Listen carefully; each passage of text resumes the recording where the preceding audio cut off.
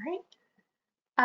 Good evening. It is 6 o'clock on June 2nd. This is the regularly scheduled meeting of the Somerville Planning Board. I am Vice Chair Amelia Aboff. With me tonight are Debbie Howard-Easton, Erin Gino, and Jahan Habib. We have a number of items of business tonight, including one case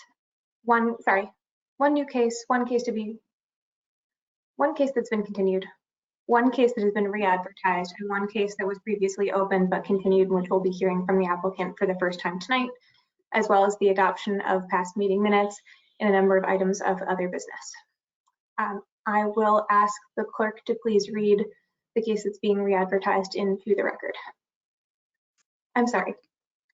Pursuant to Chapter 22 of the Acts of 2022, this meeting of the Somerville Planning Board will be conducted via remote participation.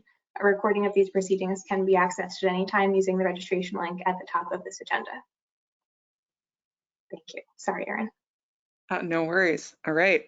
So reading into the record 28 through 44 PNZ 21-029, Ben Rogan proposes a 6-story LEED Platinum general building with a household living principal use in the Mid-Rise 6 district, which requires site plan approval and a special permit.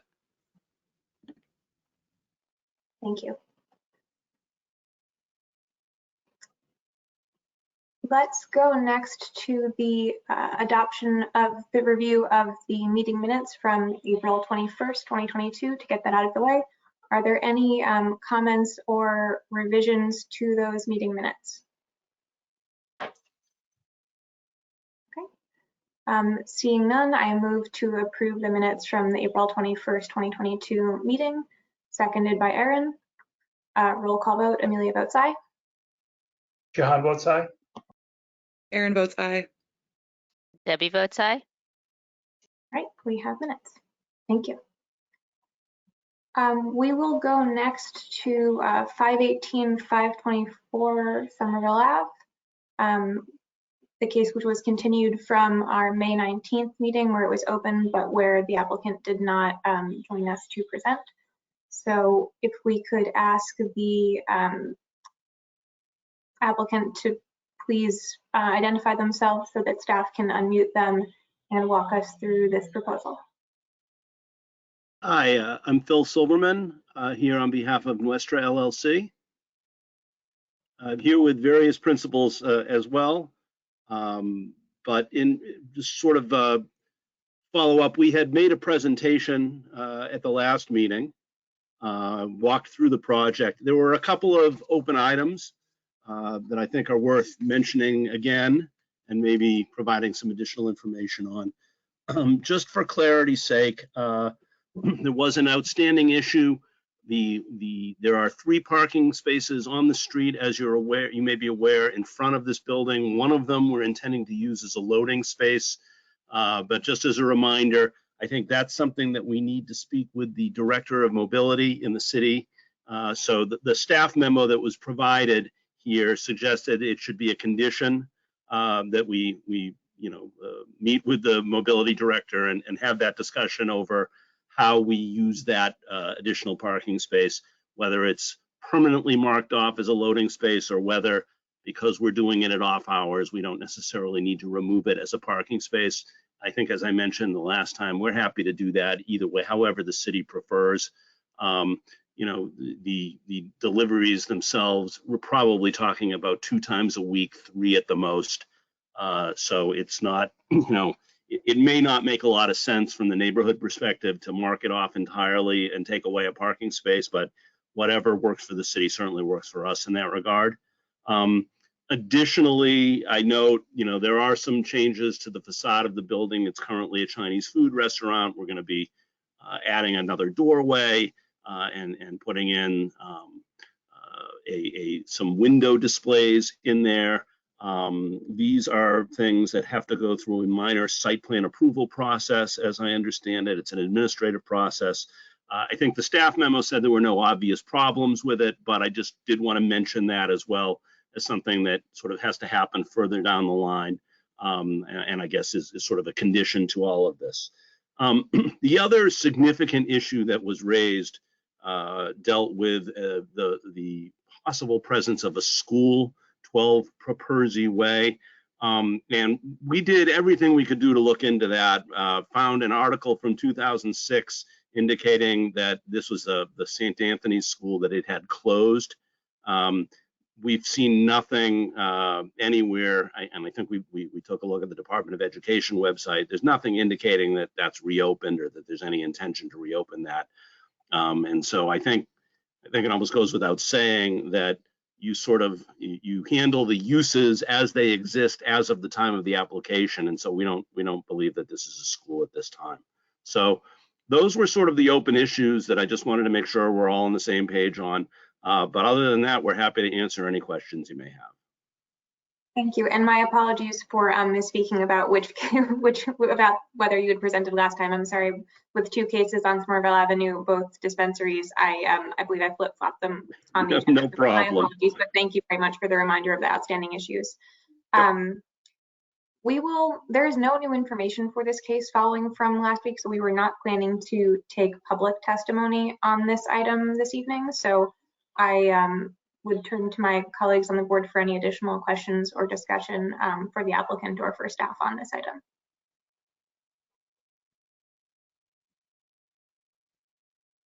Erin? I think the only comment I really have is around the loading zone. And I'm really glad that the applicant is willing to work the Director of Mobility to figure out what makes the most sense for the sort of like whether that should be a parking space or a loading zone, as the Director of Mobility sort of determines. My only comment on that would be maybe just when you have that conversation with the Director of Mobility to see if there is an avenue for, you know, both a loading zone and a cab stand. I don't know if that is sort of a condition that could happen. I can imagine scenarios where you might get folks, you know, getting a Lyft ride or, you know, getting dropped off, picked up kind of thing. And I know, especially along Somerville Ave with the bicycle lanes, drop off and pick ups, if there's not an available parking spot in front of buildings, will often block the bike lanes. So it may be worthwhile to sort of bring up that condition as you have the discussion with the Director of Mobility and just discuss the sort of transit plan that you've already prepared as you're walking through the loading zone. Yeah, I think that's actually a great idea, and it wouldn't, you know, if we wanted sort of a drop-off space there, it wouldn't interfere with our loading, given that the drop-offs would be during business hours. The loading is either before or after business hours. So it seems to me that those purposes for that space could easily be accommodated. Yeah, I also imagine it could be a general community benefit. You've got a hotel across the way, and sort of at the corner of Park and Somerville there's like that strip of restaurants with a really kind of weird parking lot to get it in and out of. So. Well, we will have that conversation, sure. Fantastic, thank you. That's my only comments. Are there any other comments or questions? Seeing none, I would just like to, thank the applicant. Thank you for the letter that you had sent confirming the efforts that were taken to address the school issue. I would like to ask the case planner to confirm that from a sort of legal perspective, we're confident that we're comfortable with that location. Charlotte, if you are available. This is Charlotte Lee speaking. I checked with the Inspectional Services Department to make sure that they had the same interpretation as we did, that the school is not an existing, or that the building that once housed the school is not an existing educational use that would prohibit a recreational retail sales from going here. They agreed with that interpretation. We have no concerns regarding the proximity to a school. Wonderful, thank you. Right, so I think with that, if there are no further comments or questions, I think we are ready to take a vote on this item. So following public testimony in our previous meeting, review of the submitted materials and deliberation of the required conditions outlined by the Somerville zoning ordinance, I move to approve with the conditions included in the staff memo, as well as the additional condition on coordination with mobility on drop-off and loading, to establish a cannabis retail sales use in the Mid-Rise 4 district. Seconded by Aaron. Roll call vote. Amelia votes aye. Jahan votes aye. Aaron votes aye. Debbie votes aye. All right. Congratulations to the applicant, and thank you very much for your time and diligence here. Thank you.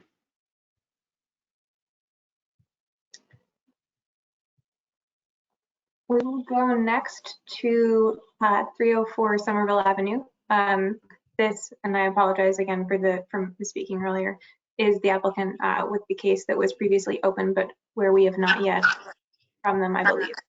If I can ask staff to please identify and unmute the folks from that team. This is Charlotte Lee speaking. John, I'm unmuting you, but I think your microphone might have some feedback, so feel free to unmute yourself while you're speaking. But while others are speaking, if you could just stay muted. I definitely will. Sound quality. Okay. Sorry about that. Everyone can hear me? Yes. Okay, great. Good evening, board members. I'm attorney John Harrington from the law firm Kirby Harrington Pinkert, representing Holistic Industries, Inc., doing business as Liberty Cannabis. With me tonight is David Cohen, Director of Property Pursuit and Management, who will describe Liberty and its operations. Also presenting tonight will be Rabbi James Kahn, Executive Director of Liberty Cannabis Cares, Amanda Hargreaves, Chief People Officer, Dana Trippin Cutler, Diversity and Inclusion Officer, Steve Harrell, Vice President of Retail Operations, Matt Raymond, General Manager of the Somerville location, and Vince Canales, Director of Security. Liberty has been operating as a registered medical dispensary located at 304 Somerville Ave in Ward 2 since 2018. Liberty has been awarded a host community agreement by the City of Somerville for recreational adult use marijuana retail sales on November 6, 2020. The new adult use recreational marijuana will co-locate with Liberty's ongoing registered medical marijuana dispensary. Liberty is the sole tenant and operates in the entire small building located at 304 Somerville Ave. The building is approximately 3,000 square feet and has a first floor entrance. The building owner is 304 Somerville Ave, LLC. On September 8th, 2021, Liberty conducted a neighborhood outreach meeting. I'd like to thank Ward 3 Councilor Ben Ewan-Campen, Charlotte Lease, and the planning staff for their work in facilitating the neighborhood meeting and their time and consideration. Councilor Ewan-Campen generously provided his time as Ward 2 Councilor Scott had recused himself. The neighborhood meeting had been duly noticed as required. The Liberty team described its company, history of operation in Somerville as an RMD, its participation in the community, and its plan on adding adult retail sales to its operation at 304 Somerville Ave. 4 members of the general public attended. 2 issues were raised by the general public. The first issue was raised by 2 members of UFCW 1445, who, although not opposed to Liberty's operations and in fact hoped that Liberty would thrive, stated that the union and Liberty were currently in negotiations for a new union contract. The union members stated for the record that the union was seeking a fair contract with Liberty.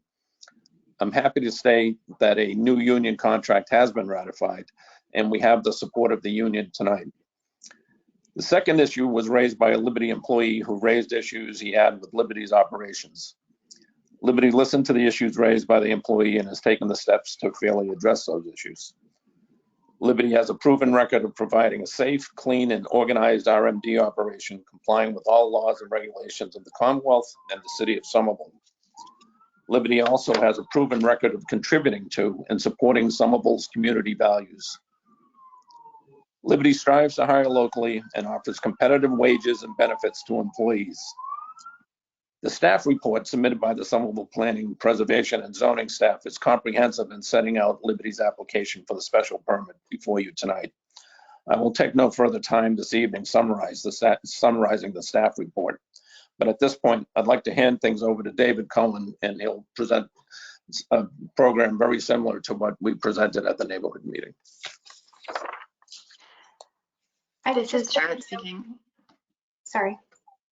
Apologies. I just wanted to note that if you want to share, if any members of the applicant team want to share their screen, just let me know and I can promote you so that you can do that. Sharon, first off, thank you, the members of the board, for having me. If you can authorize Sharon to share her screen, she will have a deck that we can put up for everybody to view. Is that possible? Yes, Sharon should now be able to share her screen. And there it is. Fantastic. Thank you very much. My name is David Cohen. I am Director of Property Pursuit and Management for Holistic Industries. I appreciate you taking the time and having us to come present in front of the board.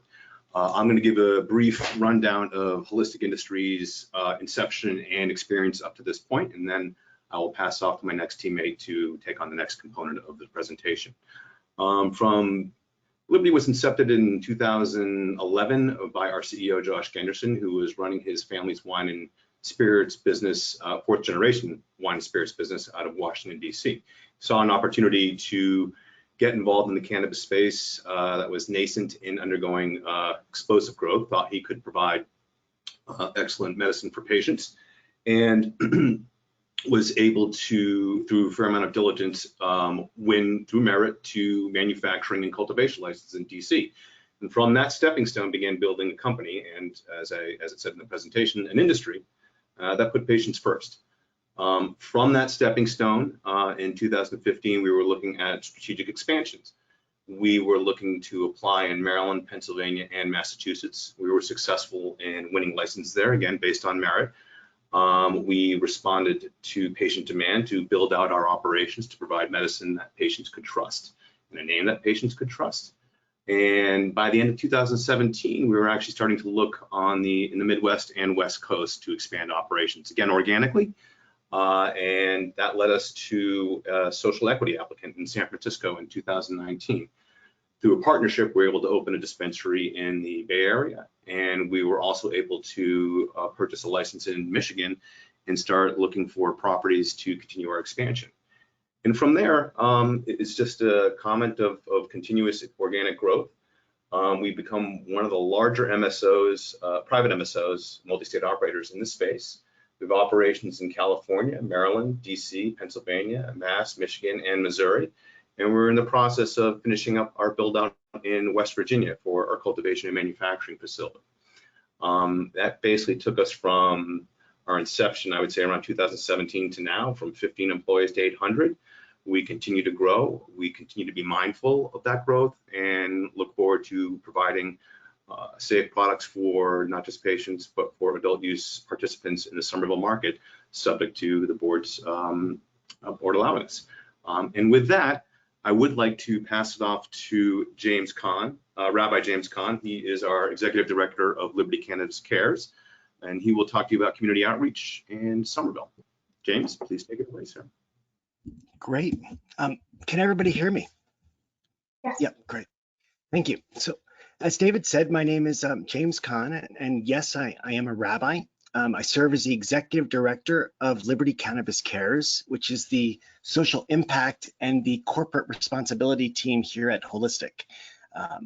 Holistic Industries, the parent company. Liberty is what you guys know us as the name of our retail stores.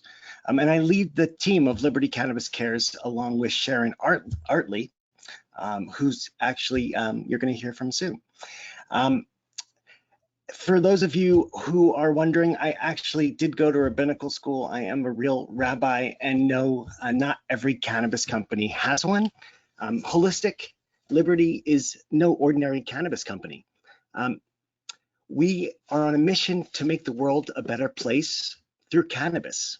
We believe in the plant as a tool for healing, for pain relief, as a tonic for anxious souls, and as an agent for economic growth and social change. And most importantly, we believe in cannabis as a force for good in Somerville.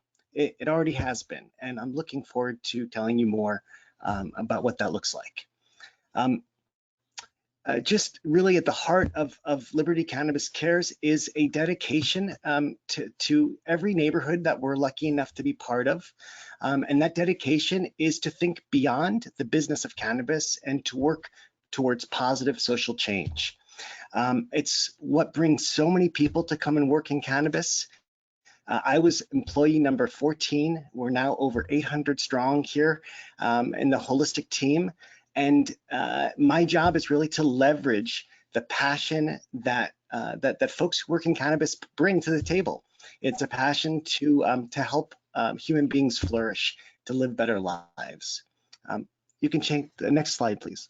At the core of our corporate social responsibility work, at the core of Liberty Cannabis Cares are 4 key pillars that really kind of direct all of our everything we do. We want to be able to draw a direct line to one of these pillars.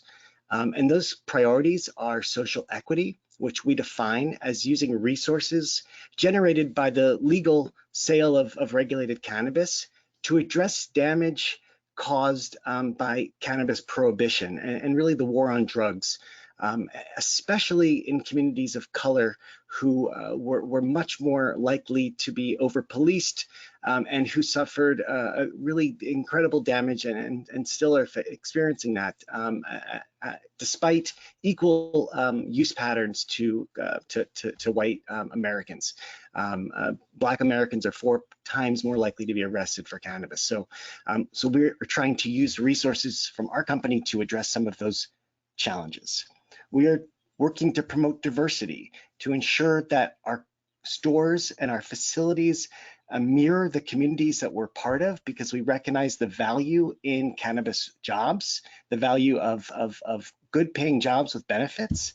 And we recognize that if we do not have a diverse group of folks in cannabis at the beginning, then we're not going to have a diverse future for cannabis. So it's incredibly important that the leadership of cannabis is a diverse leadership. Cannabis education is critical for fighting the stigma and the shame that has accompanied cannabis through a very successful war on drugs. And lastly, community engagement, which really is our basket for philanthropy, for community service, and for outreach. Just a quick glimpse. I could spend an hour, and I know that's the last thing you want me to do. I'm telling you all the great things we do nationally, but we'll dive deep into Somerville. But just so you get a sense of our commitment here. Last year, we donated over $700,000 to local and national nonprofits. We had national initiatives with headcount, with the Rex Foundation. We did over 100 service initiatives through our retail outlets. Really, when I say the team that's led by Sharon and myself for Liberty Cannabis Cares, it's really much bigger than the 2 of us. We're just the folks who help activate and empower our staff, who really do the work. We collected 7,000 pounds of food, which we donated to local food banks. We collected 900 plus personal care items, and you can read the rest. I think you get the sense. Caring is part of our DNA at Holistic. We truly try to infuse our values into everything that we do at this company. That includes our brands. So one of the things I'm most proud of is our Flavors of Pride. We sell a product, it's a microdose cannabis product, edible, called Dewdrops. Dew as in you can keep doing things. Some of you may have been familiar with cannabis edibles, where someone takes one and you are on the couch for 8 hours and can't move. That's not the goal here. It's an approachable edible. But we created a pack in honor of Pride Month, really celebrating diversity. But we didn't just do it for June. We have this product out year round, and proceeds are generated for the Transgender Law Center. Last year, we were able to donate over $50,000. So this is a pretty significant donation. Our Garcia Handpicked product line is partnered with the Rex Foundation. I won't go into details, but we give out a lot of grants and they're phenomenal. We have a great partnership with Planned Parenthood, where we match donations and give out shirts that say "Empowered by Flower." I could tell you more about that, but I'm holding my tongue because I know I'm just the beginning of this presentation. But really, Liberty Cannabis Cares is all about empowering our staff who know their local communities best, who know the issues that matter to the local community and know how to address them. And our job is to get out of the way and to give them the resources they need to make a difference. The partnerships we make on a national level really fall into 5 baskets. We work to be a responsible vendor. Cannabis doesn't come with instructions, although we just created a product that does, but mostly it doesn't. And so how we fold this plant into our society in a positive way, we were really trying to figure that out. And we know that some folks are using cannabis to get off of opiates, which is an epidemic in this country. So we work closely with drug and alcohol treatment centers. We want to be a responsible vendor. We have initiatives to sell lock boxes to ensure that anyone who has a kid at home doesn't just store their cannabis openly, but has it locked. And we sell those lock boxes at cost. We work with community and nonprofits like the ones we'll tell you about shortly, patient advocacy groups to fight stigma and to encourage cannabis literacy. We partner with colleges and universities, especially HBCUs and colleges with large minority populations, because we're trying to create a work pipeline and trying to make people aware of the opportunities that are available in cannabis. And we partner with legal aid societies because having cannabis on your record can do incredible damage, keeping you from public housing, from scholarships, etc. And we want to make sure people are aware of the expungement opportunities in their state. And even if they're not able to afford a lawyer, can have access to resources. Some of the organizations we work with, you can see on the screen to your right. Just one I'll point out. What's a great one here? Well, we work with Southeast Enterprises. Actually, is that? I'm not even sure I see that there. Southeast Enterprises to, when I say diversity, we are working with an organization that helps place people who are on the spectrum, who have autism, at our facilities, so that they have a mentor that they're partnered with and can have a successful career here at Holistic Industries. I could go through each one of these. I'm not going to. Thank you, Sharon. Next slide. If anyone was interested in more, I'm happy to come back and do a longer presentation on all of these partnerships, or we can talk privately. But to really dive deeper into Somerville and our commitment to Somerville, I'm going to pass it over to Sharon, who will tell you more. My name is Sharon Chimatero. I'm the Community Outreach Operations Manager for Liberty Cannabis Cares. While Rabbi talked to you about our national approach and our commitment to those partnerships, I would love to take you through how it looks right here in Somerville. So what you'll see on the screen is our community impact map. And it really represents visually some of the important work we have done over the last few years here. And through the pillars that Rabbi just took you through, they're represented on the upper right-hand corner of the map. And these really help us in each community to ensure we're meeting the promises of our pillars. So in the upper right-hand corner, the light green represents community engagement, the gold cannabis education, orange is for social equity, and dark orange is promoting diversity. So as you look at the map, keep in mind those colors. The map really tells the story of the work of supporting the Somerville Homeless Coalition with food collections and supply drives, to hosting Purchase with Impact and education events with the Community Action Agency of Somerville, to the donation of more than 2,095 masks and gallons of hand sanitizer that our Holistic Industries facilities produced during the peak times of the pandemic.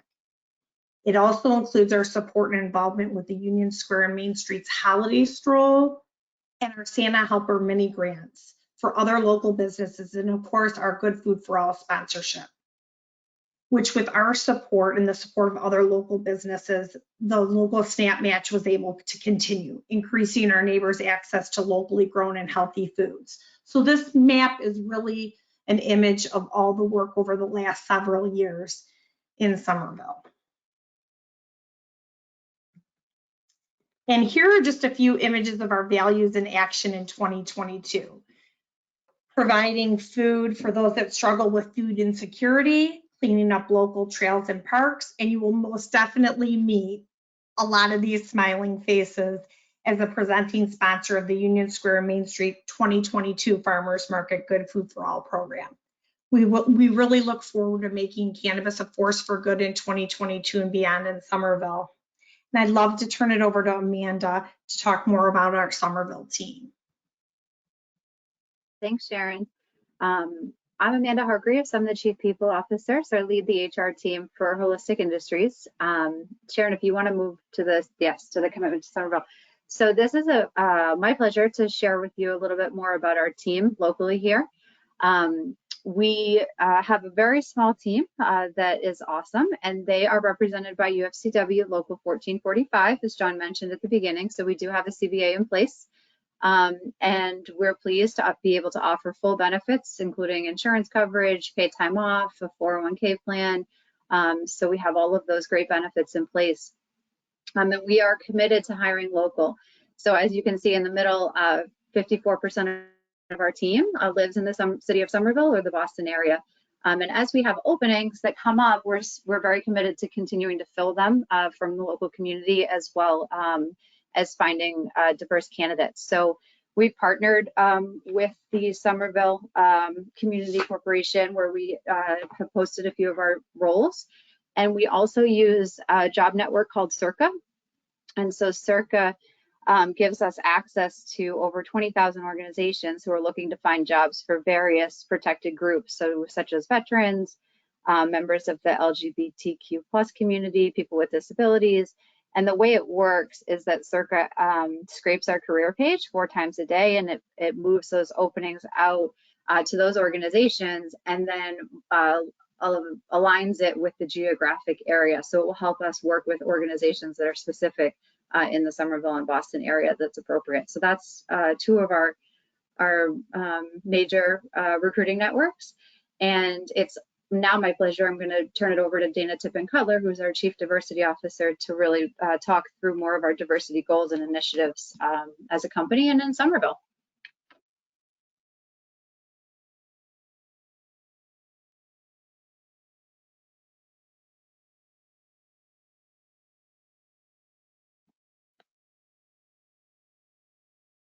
You know, Okay. Dana, Yes. are you there? I am. Oh, good. Can you hear me? Okay. Good evening. My name is Dana Cutler, and I am the DE Officer for Holistic Industries. And I'm happy to share with you about our multi-year DEI strategic plan.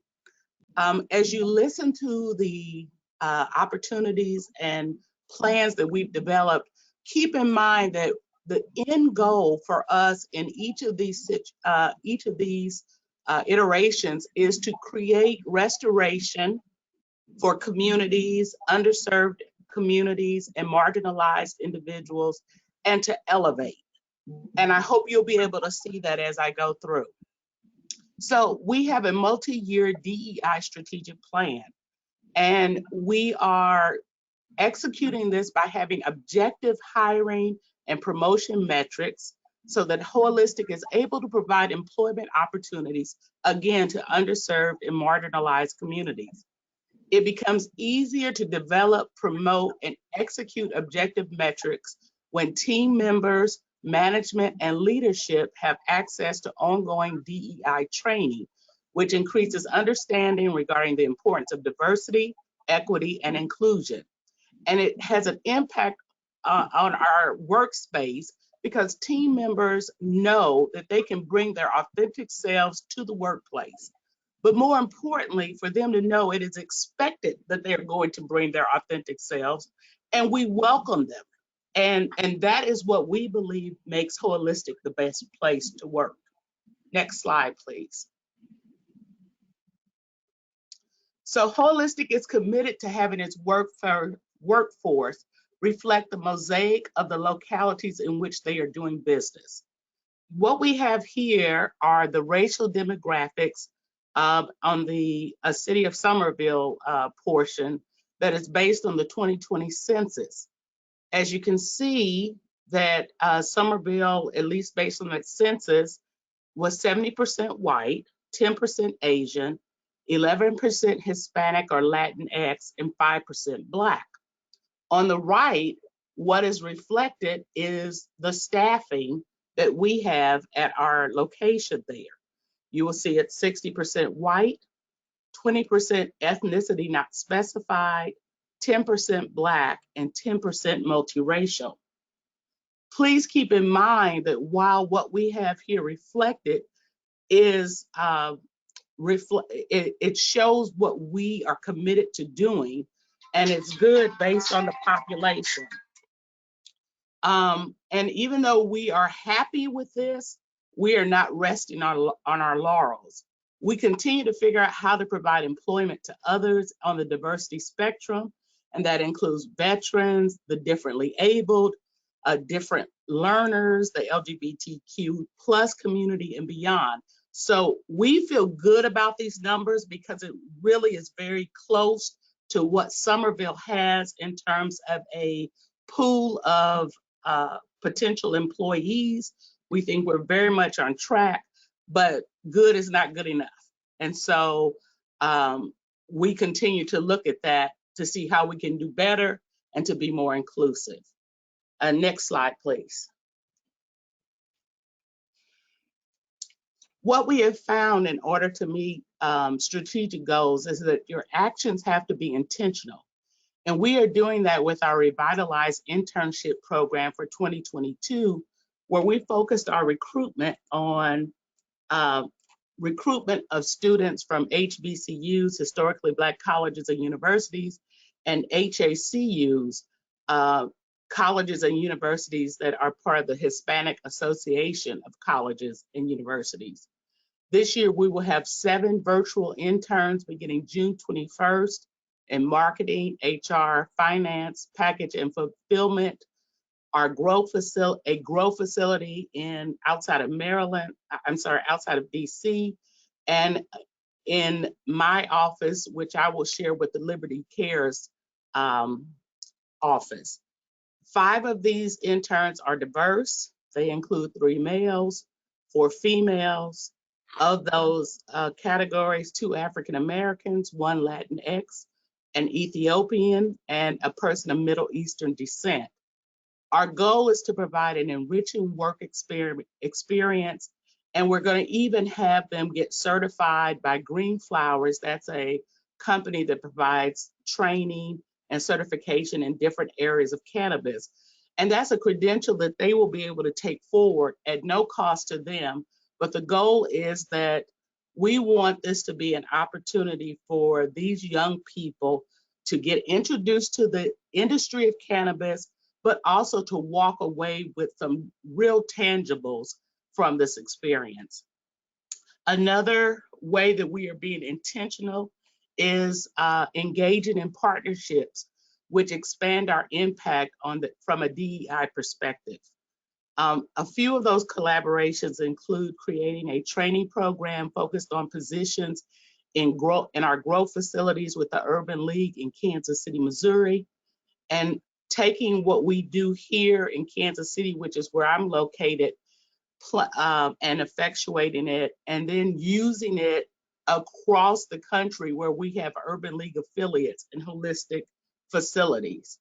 Another example is we're developing training for the legally blind to work in our packaging departments, and that will be scaled to use nationally throughout the country. Our partner in that is Alpha Point. They are the premier entity for providing support and training to the blind in the US. And another example is our burgeoning, our relatively new relationship with Morehouse College in Atlanta, Georgia.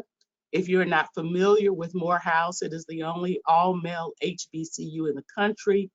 Actually, it's probably the only school in the world that is focused on educating men of color. It is the alma mater of such luminaries as Dr. Martin Luther King, Maynard Jackson, Andrew Young, Spike Lee, Samuel L. Jackson, Reginald Davis, the financier, Louis Sullivan, former head of the HEW, just to name a few. And we are working with Morehouse to develop a curriculum in cannabis that will include study and understanding of both how operations in the cannabis industry works and cultivation. Next slide, please. Our efforts with Morehouse College is the perfect segue into our larger and broader efforts with the HBCU Equity Initiative, which invites cannabis companies like Holistic Industries to go on to HBCU campuses to interface with students. While there, we have had been afforded an opportunity to educate the campus community as a whole on the cannabis industry, talk to students about career opportunities within the industry. This includes job recruitment and interviewing potential candidates, and providing forums to discuss issues facing the industry as a whole, particularly around diversity, things like record expungement, safe banking, federal legalization, and adult use laws. In fact, Holistic's relationship with Morehouse grew out of our participation with the HBCU Equity Initiative. And we're looking forward to creating other relationships with other HBCUs with our continued participation. We believe this relationship will allow us to build a strong, diverse talent pool for cannabis in general, but for us, it's a pipeline from which to hire our future management and C-suite members. Like Rabbi, I could go on and on about the things that we do. This really is a glimpse of our overall strategy to continue to make Holistic a force for good for all, and to live out its motto that it is the best place to work, shop, and invest. And with that, I will turn it over to Steve Harrell, our VP of Retail. Greetings, everybody. Can you hear me? Just a quick check. I see a head nod. Thank you so much for having me. They make it incredibly hard to follow. So my name, again, Steve Harrell, VP of Retail Operations. I'm just going to talk a little bit about, in moving towards adult use, some of the things that would happen at our current medical facility. So the one thing that will continue to move on is prioritizing medical customers. So one of the ways that we will be doing that is by allowing an extra hour each day just for medical sales. So looking at this schedule, right now it would be Monday to Saturday, 9 a.m. to 8 p.m., Sunday, 10 a.m. to 5 p.m. for medical, and then we would start an hour later for the adult use sales. Next slide. And with our customer experience moving towards adult use, one of the things that we will, kind of go along with is setting anybody that's coming for adult use will have to go through an appointment time only first. So they would have to schedule that in advance. And then we would figure out, when at the right point in time, when to start doing the walk-in business, which, that'll be a part of working with the city on what that plan will be. But right out of the gate, it'll be by appointment only. And with that, we will also allow for online product reservations, which, it just ultimately helps and assists with any type of wait times or the actual overall traffic flow. I know that's something that is, near and dear to the hearts of everybody that we've spoken with. And, with this plan, we'll be able to, allow people to kind of have that structure up front where they can order, we put it aside, and they come at that specific time for just a quick in and out experience if that's what they, would prefer. But if they would like to talk for an hour, we will talk to them for an hour if need be to make sure that we're answering all their questions appropriately. Next slide, please. So this is just a quick look inside of our store. If you were to walk through our doors and enter the sales floor, you would see this exact setup. On the left-hand side, we would actually reserve those for our adult use, and then the right side making that for medical. So that way we would have a split right down the floor. We would have the separation of the products on the floor and just make it really, really easy to know exactly, for whether it's a patient or an adult use customer coming in, which side of the floor that they should be going to. Next slide, please. And with this, you'll see kind of the overall layout of our store. We do have a backup plan just in case there was to ever be a backup or a line that would form outside. If you look at the bottom left picture, you'll see that that's the side of our store where those cars are parked right now, that's where, if you were looking at the floor plan, you would see that belt barrier where we could queue anybody waiting in line right on the side of the building, off the sidewalk, on our own property behind that wall. So if you look at the right picture, you would see, this would kind of be that flow of traffic going around the barrier and coming in. But hopefully with what I described with the online reservations and appointment times only, this would be, again, a last resort if needed. And hopefully we can, have a safe space for people to line up if it was to get to a point where there would be a backup. And with that, I'll turn it over to Vince Canales, our Chief Security Officer. Good evening. Thank you again for this opportunity to meet with you all. I will definitely try to keep this brief. Just a little bit about myself. I'm actually a retired law enforcement officer from Maryland, did over 21 years on the police department, actually 8 of those years as a homicide detective and union president for the Fraternal Order Police for the state of Maryland. I then joined Holistic after retiring and literally have been with Holistic since they started their program within the Maryland market, medicinal cannabis market as well. So I've had an opportunity to grow not only with Holistic, but also with cannabis and the industry itself as it's gone through its many iterations, and every state's different variation on what security protocols need to be put in place. I think that makes us extremely unique in the sense that we have been able to not only, kind of be at the forefront of what security demands are required for the industry, but we've also been able to take those lessons learned in other states, and as we've gone into other markets, been able to improve upon what we've done in other places. Holistic has been extremely at the forefront of being responsible stewards for security, not only of the clients, but also their employees and patients in the community that they work within. We have been working hand in hand with Somerville PD and our surrounding neighbors on any issues or concerns. We've always made it a point to say that we have an open door policy. Any issues or concerns that they may have, to please bring them up to us. We have assisted local law enforcement on a couple of outside investigations that had absolutely nothing to do with cannabis or Liberty in and of itself. I could go into the technology dollars that are spent within Holistic to ensure not only surveillance cameras and access controls are, top of the line systems that we have, but also I can add that Holistic has taken the additional initiative of creating a surveillance operations center, which actually operates 24/7 and visually provides monitoring services for all of our locations throughout the country, including Somerville in real time. So not only are the employees and the security staff at Holistic at Liberty being cognizant of what's going on within the facilities and surrounding it, but you also have other sets of eyes that are basically dedicated solely to keeping an eye on the facility itself, the surroundings of the facility, to ensure that if there's a problem that occurs outside or something that occurs outside the purview of somebody that's working the floor dealing with another patient, that we can try to address those issues in real time. And if not, be able to conduct pretty quick investigations into any issues that may wind up occurring.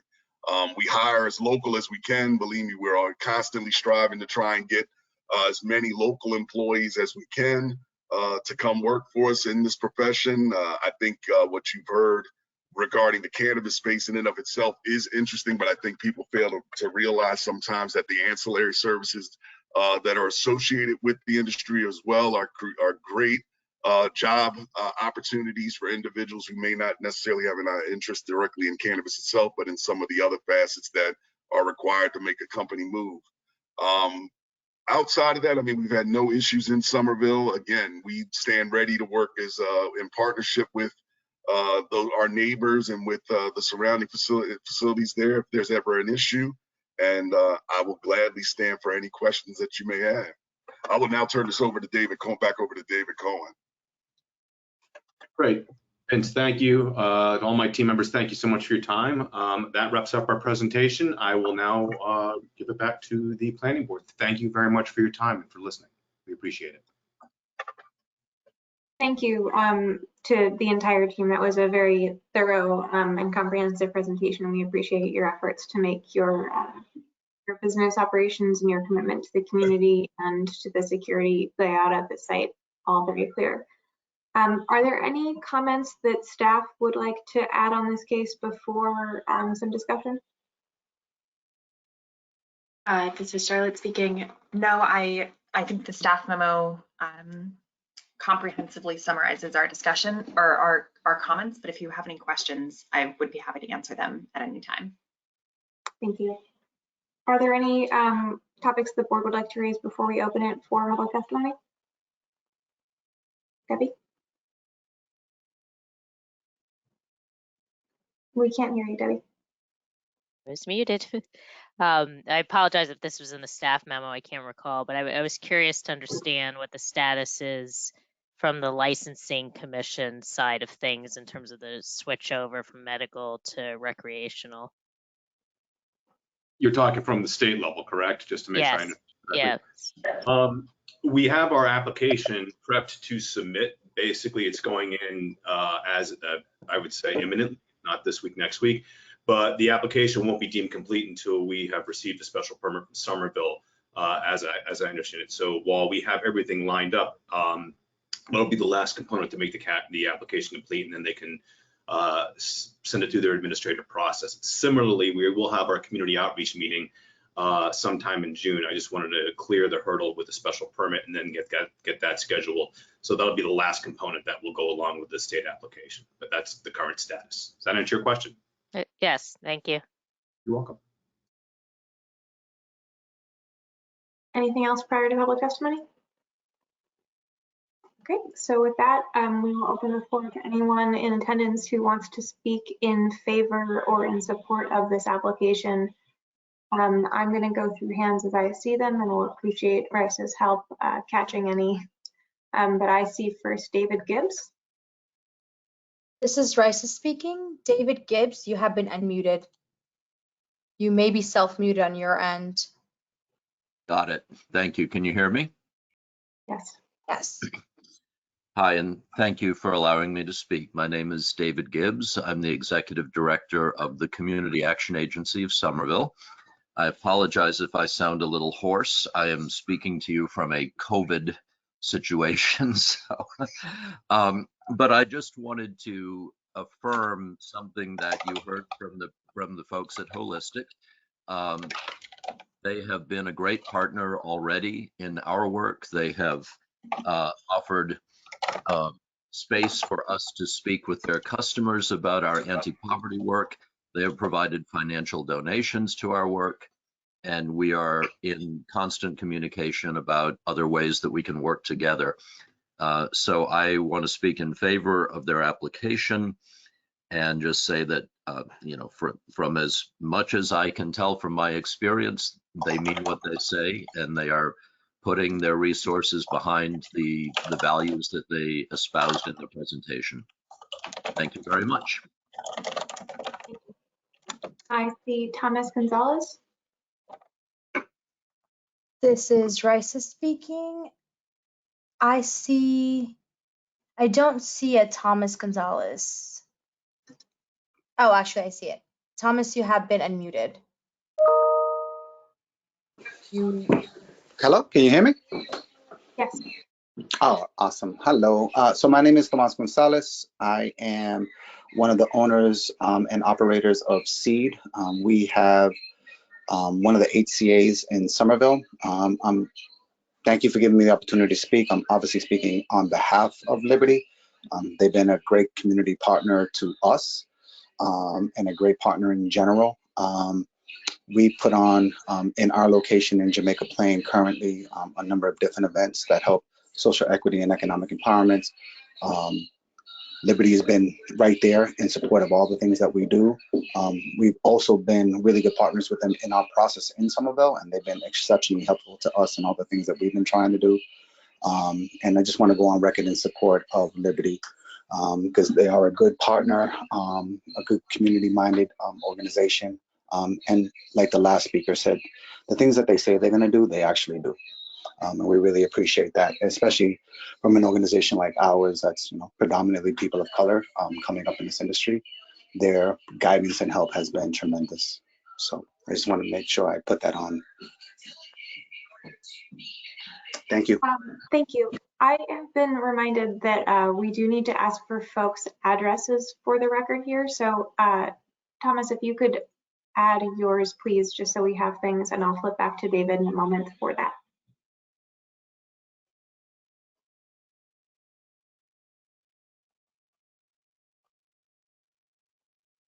Thomas, if you could please restate your name and address for the record.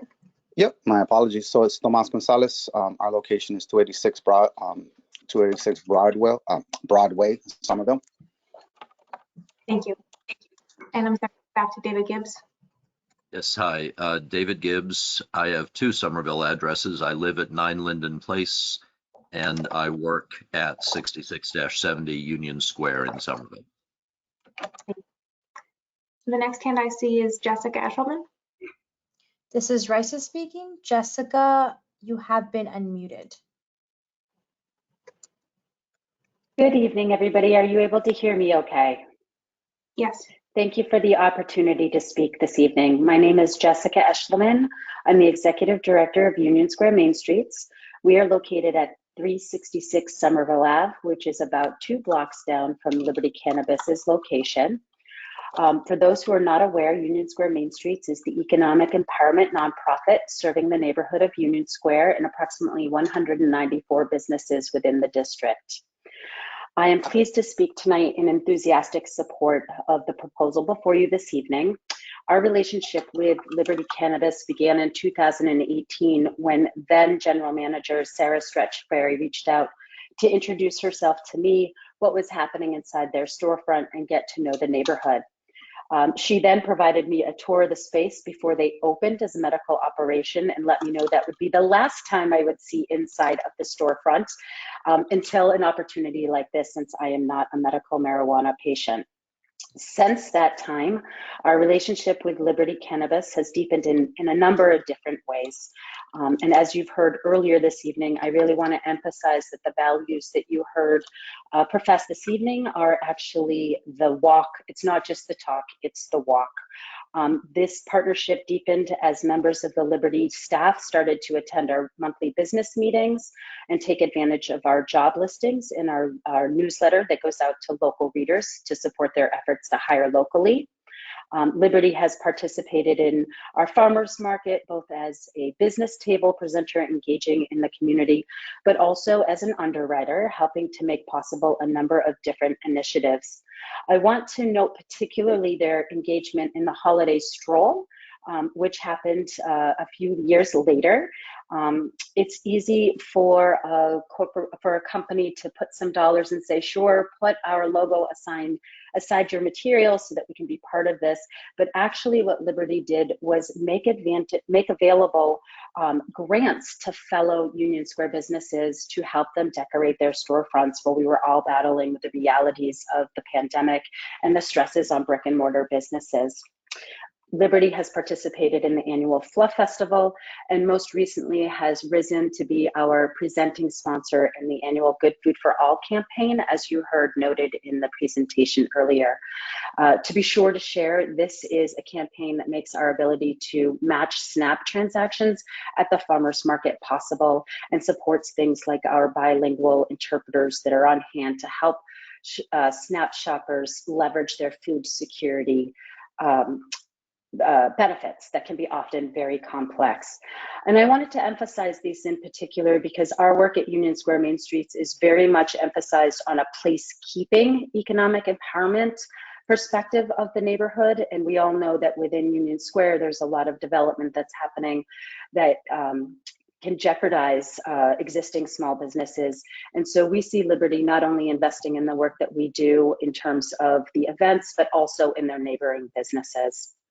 With 75% of Somerville's electric voting for adult use marijuana several years back, really the time for us to see this happen is here. And so on behalf of Union Square Main Streets, we're really excited to share with you our experiences over the last 4.5 years and to encourage your board to vote in favor this evening.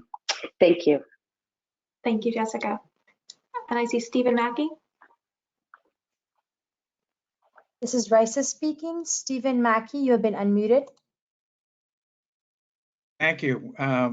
Thank you to the board for this opportunity. My name is Stephen Mackey. I'm President and CEO of the Somerville Chamber of Commerce at 2 Alpine Street.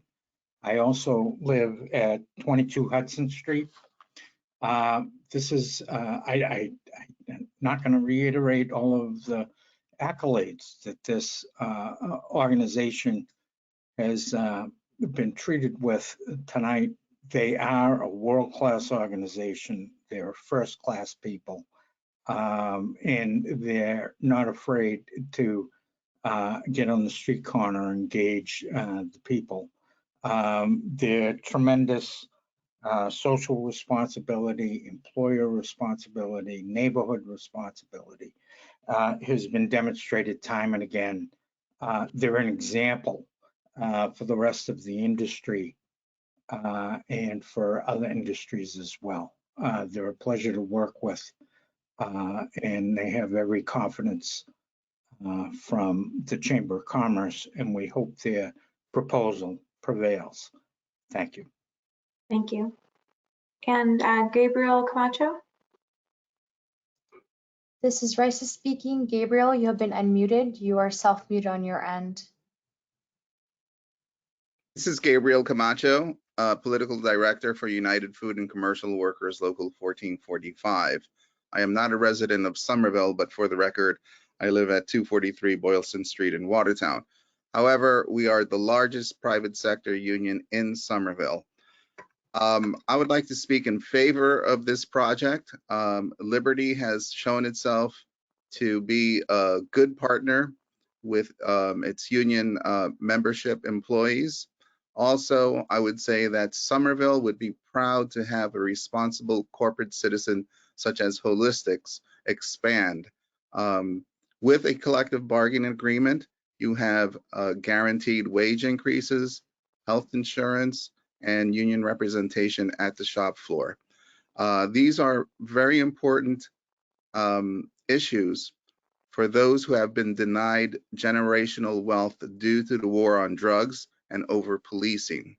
So we see our partnership with Holistics as part of our union mission for racial, economic, and social justice. Thank you. Thank you.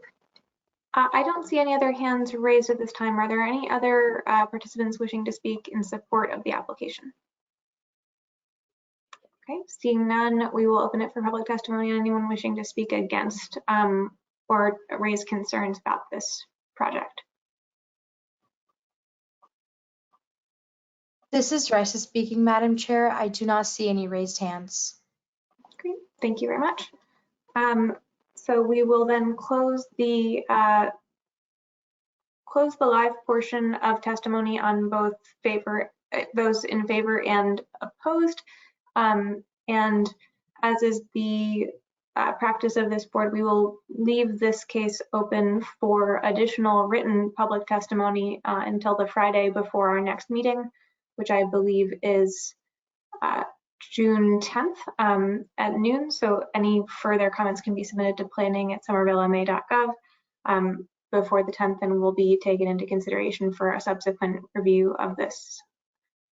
So with that, we can turn it over to discussion of any concerns or questions from the board for the applicant or for staff. Yes, Jahan. Thank you, Madam Chair. First of all, I wanted to thank the applicant for providing such an in-depth and engaging presentation. I truly appreciate the opportunity to learn about the organization and also the involvement in the community. One question that I have to the applicant through you, Madam Chair, is around the delivery and also storage of the medical marijuana, medical cannabis versus the recreational side. Whether there's a plan in place for that, I'd love to understand what the applicant is thinking about that. Hi, and this is Steve Harrell, the VP of Operations. So Currently, actually, we do the same thing at our East Hampton location, which is co-located, and really it's the same vault on the back end. So if you were looking at that floor plan all the way to the right, that would have been the back of our store. Inside that vault, we do have to keep everything separated, one side being medical, one side being the adult use, and they do have separate tags. So as it's received, they do have the clear distinction of what is medical versus what is adult use or recreational. And those are stored in, basically in the same vault, but on separate sides. So that way they don't get, intertwined. And then as it comes out to the floor, when you did see the floor being split in half, medical product going to the one side, recreational going to the other. And even when we're logging into our POS systems, you are logging into specific either medical sales or recreational sales that has that inventory tied to those systems. So you wouldn't be able to, dispense on one side or the other. Does that answer? Yes, it does. Thank you very much. Madam Chair, if I may, I have a follow-up question this time to the staff, and this is based on the staff memo. I know that it's in the staff memo there is mention of the proximity to an educational location, and I wanted to get a better understanding of whether this type of approval has been granted, whether it's in Somerville or elsewhere for cannabis facilities that may be closer than 500 feet of education facility. This is Charlotte Lee speaking. I would have to do some research to see if it's been granted in other communities. I know in Somerville, this is the first time that it's come up, and it's not, because this is an existing medical use, or because this is an existing retail sales use that is just focused on medical, it is not 100% certain that this finding needs to be made. We included it because they are being granted a new special permit to allow for the recreational sales side of it as well. We felt that we'd be covering all of our bases if we included this finding, because they are within 500 feet of a school, although they are not closer than 300 feet to a school. Staff doesn't have concerns about their proximity. They've been operating at this location for a couple of years without any issues that staff are aware of. They're really the main change that this will allow is their customer base will expand, but their operations are not expected to significantly change. Their operations will still be strictly regulated by the CCC. So we don't have any concerns, but I also don't know off the top of my head any other examples where this has been approved. I could look into that if the board is interested. Thank you, Charlotte. I think the clarification that you provided was sufficient. You don't necessarily have to look into it. I was just looking for a fuller context, which you have provided. So thank you very much. And thank you, Madam Chair, for giving me the opportunity to ask these questions. Are there any other questions for the applicant or for staff? All right, yes, Erin. Thanks, Madam Chair. And maybe this is more a comment, just sort of on the record about the presentation about the commitment to the community. So I really appreciated this applicant's commitment here, and especially the backup from the public, saying, yeah, they're going to be, live up to their words. What they say here is actually true. I think that's really appreciated, at least from one member. And again, as one member of the board, as companies kind of go through profits, I guess I would appreciate it if it were more a percent of the sort of size of the company. I have sometimes a hard time understanding, like, oh, you donated 900 things. Donating 900 things or 10 things or whatever that might be is a very different experience depending upon the size of the company. So as we get, more diverse companies coming into Somerville asking for special permits, just sort of as one member of the board stating for the record, I would appreciate it if applicants could help me understand the sort of relative impact of that commitment to the operations of that company, right? Whether or not it's, 10%, 50%, 75%, those things are definitely helpful. In this case, again, I'm not necessarily looking for applicant feedback because the public support was very clear here and helped me get that scale that I was looking for. Thank you, Erin. I certainly agree and had sort of noted that as well, although hadn't planned to raise it, but certainly it's very useful to understand how those commitments stack up, especially when we're looking at applicants that are, I think, larger in this case than our sort of average cannabis retail sales use. Can I add one word? Yes. One response from the applicant. This is Rabbi James. Just a little challenge to that to that request is just that when we started, Sharon provided a map of our work over the last 3-4 years, and I joined the company about 4 years ago, and I was employee number 14, and now we're almost, we're over 800. So it's just that's just one of the challenges that some of that information would look very different in 2019 than it would in 2022. But I really do appreciate that feedback, and I'm going to include it in our future presentations and figure out a way to tell that story. Thanks. Thank you. I had one question for the applicant just on how deliveries are being handled, with the understanding that the expansion of this use will presumably result in sort of an increased volume of product moving across the floor and thus perhaps increased deliveries. Could you remind us how deliveries and loading are currently being handled for the existing operation, and in what ways, if any, they will change with this expansion? So this is Steve Harrow again, operations. So the deliveries would happen the same exact way. And in many cases, what the drivers are doing, they're pulling into that driveway that you saw where the cars were. At the back end of that lot is where we have our doors to the back of the house. So the drivers, they will pull up back in there. We just take it right out of the car, right into the vault.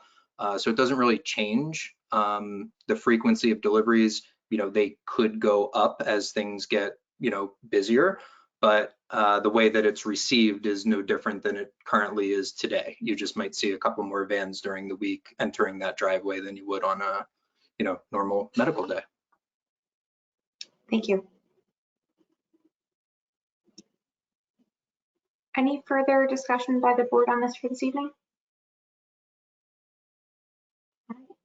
Well, thank you very much to the applicant team for your time. As I noted, we're going to leave the written comment period open until before our next meeting. So we will revisit this and continue the conversation with you at our next meeting on June 16th. So with that, I will move to continue this to our subsequent meeting on the 16th.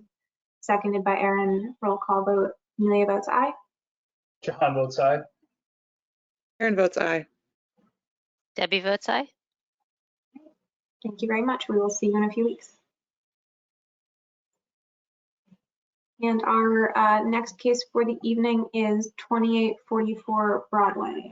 This was the re-advertised case. If we could please have the applicant team identify themselves to be unmuted.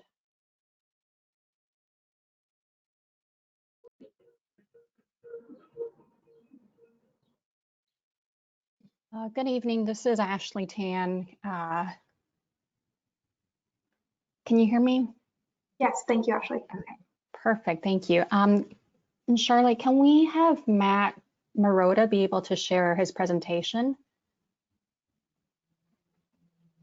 This is Charlotte speaking. I'm not sure I'm Nancy Ludwig. There we go. Give me 1 minute. Perfect. Thank you. Okay, so while Charlotte's doing it's that, Nancy. I'm going to be doing the presentation. Okay, perfect. So while Charlotte's letting Nancy share her screen, I'll introduce the project team. Good evening, Madam Chair, members of the board. My name is Ashley Tan of Sullivan and Worcester, One Post Office Square in Boston. I'm here tonight with the project team for the proposed housing development at 28 to 44 Broadway, consisting of Ben Rogan of Highland Development, Nancy Ludwig of Icon Architecture, Steve Siragusa of GM2 for traffic, and Michael D'Angelo of MDLA for landscape. So just for a little background, I'm sure the board is very familiar with this site and proposal, as this is our 4th time in front of you now. But just a brief summary, our original presentation was before you in December of last year. At the meeting, the board expressed an interest in the project, but pointed out that the prior design didn't quite fit in well with the surrounding neighborhood. So we listened, responded. We actually engaged a new architect, Icon, to come up with a new design. So we came back to the board in March of this year with a new design. At the meeting, you guys gave very thoughtful feedback, requested that we go back to the neighbors given the scope of the design change. So we held another community meeting, came back again in April. Afterwards, we went back for, I believe this is our 3rd or 4th neighborhood meeting in May.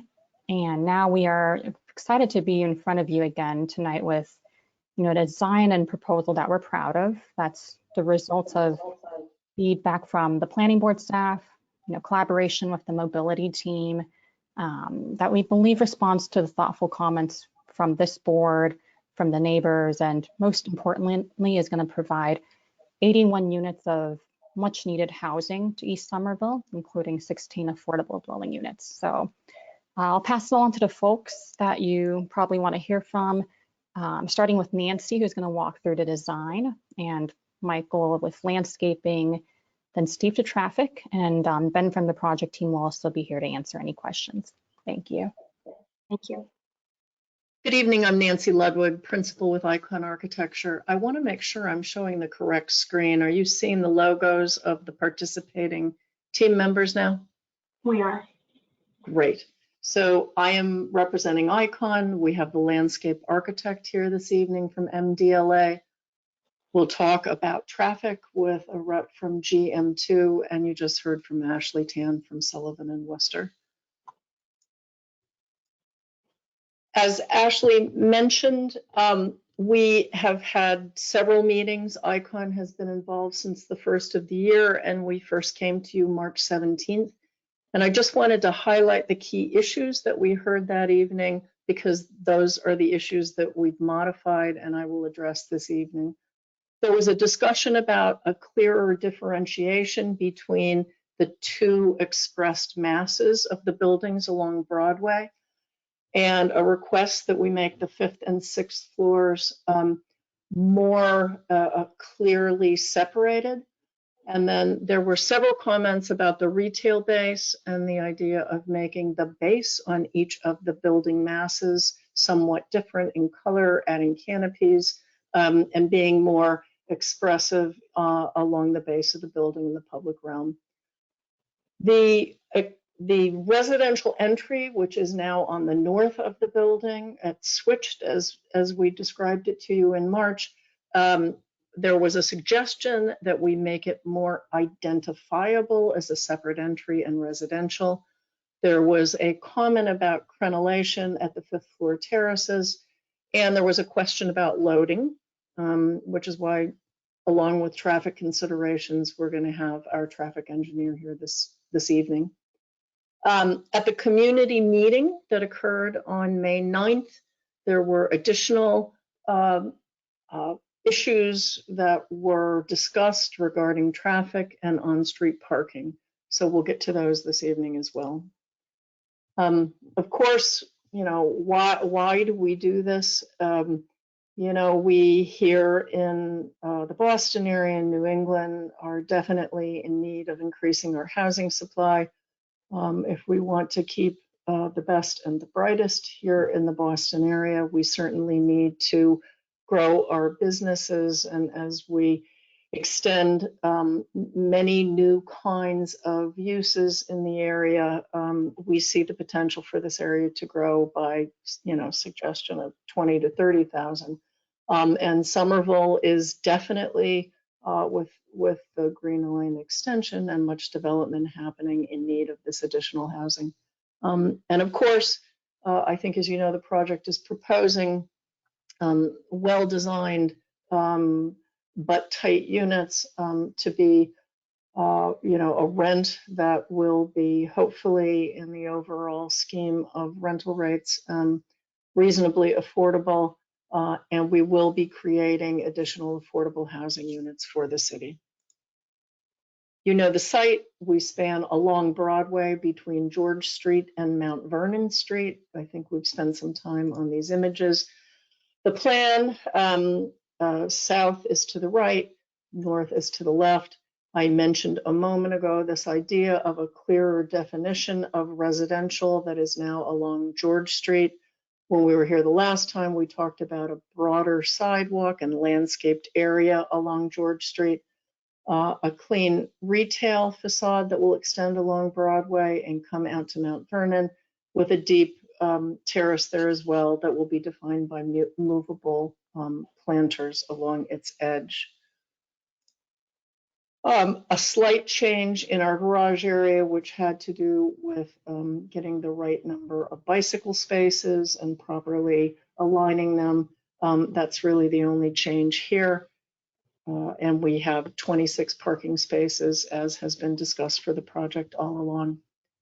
The meat of the changes that I wanted to discuss this evening is really on the facade. And so in the upper right-hand corner, you're seeing the facade that we showed you on March 17th, and the changes are in the larger view. And so let me just point out a few things. We've been much more clear about the idea of a sign band above our storefront, and we've also taken this idea of a canopy and used it to further define what we hope will be a very rich pedestrian environment along this corner. You see the deep patio that will happen off here. Terrific if this became a restaurant or some kind of food establishment, because with Southern Sun here, this will be a nice place to sit out at the corner.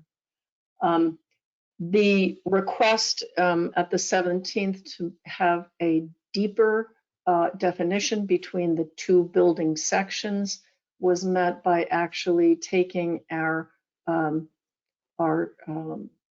cornice and turning it in a vertical element that comes down to define what will be a deck here in the setback on the 5th and 6th story. We think it creates a nice shadow line and clearly defines this top that we have on this end of the building, which is highly visible as you come up from Assembly Row or on 93. On the right-hand side of the building, the big change is in the base of the building, where we've taken this idea of providing more variety and changed the color of the brick. And I'll show you some samples of those materials in a moment. But really, in March, we had carried the same brick all the way around the base of the building. Here, we've used that brick to define a different sort of a whitewash brick that will define this section of commercial space. And then we've changed it again as we've come around to the residential entry into a gray brick. And here you see that from the George Street Inn. Again, a nice canopy over the residential entry, highlighting this area for signage, and this idea about creating greater variety along the base of the building. I'm now on Mount Vernon Street. You're looking at that patio and the movable planters that we have out there. And you see not a big change here. We still have the 3 bays. And we're suggesting that we have a terrace here. This becomes the outdoor terrace for the amenity space in the building. Sorry, I've lost my cursor. There we go. I think the elevations are just, they're the flat views of what I've just shown you. I'm not going to spend a lot of time here. Unless you have questions, I really wanted to come to this materials board to show you that we've added these additional colors of brick to get that variety as we extend along Broadway Street, and that at the base of the building, we're suggesting using a pattern brick, which will be kind of an in and out pattern along the stepwise as we come up for the height of the retail base. Before, when we were here, we talked about the wood look panels, the wood look material that we're using on the 5th and 6th floor of the corner building, and that will come down and very cleanly extend down to the street, again highlighting this break between the two buildings and really separating the massing. We're proposing fiber cement lap siding in several different colors, as you can see illustrated here, and then masonry on the main corner volume for the first floor, for the first 4 stories, and then extending with the whitewash brick and the dark brick along the base of the building up to George Street. And with that, I'd like to invite Michael D'Angelo of MDLA to talk about some tweaks in the landscape plan. Michael? Hi, good evening. Thanks, Nancy. My name is Mike D'Angelo, a landscape architect. So yeah, some of the changes that occurred with the landscape, really mostly to address, I think, Aaron's comment on George Street. We worked with the city. We spoke with Courtney Kirk and the arborist as well, and we worked with the staff to come up with a species that would be suitable for underneath the power lines along that stretch. Currently, there's a tree there now that's severely damaged. It's underneath the power lines. So we wanted to make sure we found a species that the city would be comfortable with. So we're working with them. We suggested or selected an American hornbeam, and we were able to get 2 of them in. Otherwise, not much else has changed on the plan. We have on Mount Vernon Street, I believe we've added a few more flowering trees and the movable planters. And yeah, otherwise the plan is the same as you probably have seen last time. Just as a quick recap, the streetscape along Broadway, we're replicating the streetscape that continues down Broadway. That was something the UDC wanted us to do. So we have the standard brick edge along the curb. We're able to keep all the existing trees and add a tree as well. We have the blue bikes along the curb. Again, we worked with the city on how that would lay out with the existing trees. We have some planting up against the building edge to help soften the edge of the building, and specialty paving, permeable paving in those little alcoves and openings along the building edge. Along Mount Vernon, we also have some specialty paving, which helps just bring some texture to that side of the sidewalk. Along the bottom of the page, you'll see some screening. We have some hornbeam trees, which are a columnar deciduous tree that help just give some height and green to that back edge of the building. I think with that, that's our slide. Thank you. Thank you, Michael. And now I'd like to ask Steve Siragusa of GM2 to talk about some of the traffic impact study. All right, good evening. My name is Steve Siragusa. I'm with GM2 Associates. We're at 10 Cabot Road over in Medford. So I'll just go through a couple of slides. And what we really wanted to do was kind of just run through the timeline of all the traffic submissions that we've had so far on this project. Started all the way back in November 2019, when the project originally was 38 units and about 10,000 square feet of retail with 30 vehicle parking spaces. And we submitted a mobility management plan at that time and a TIAS under the previous submission guidelines, which then ended up changing as we went forward. And then in May 2020, the project got revised due to the updated zoning that had gotten approved. And that ended up being what it was originally under the new zoning at 91 units and about 11,200 square feet of retail, and a reduced number of parking spaces to 26.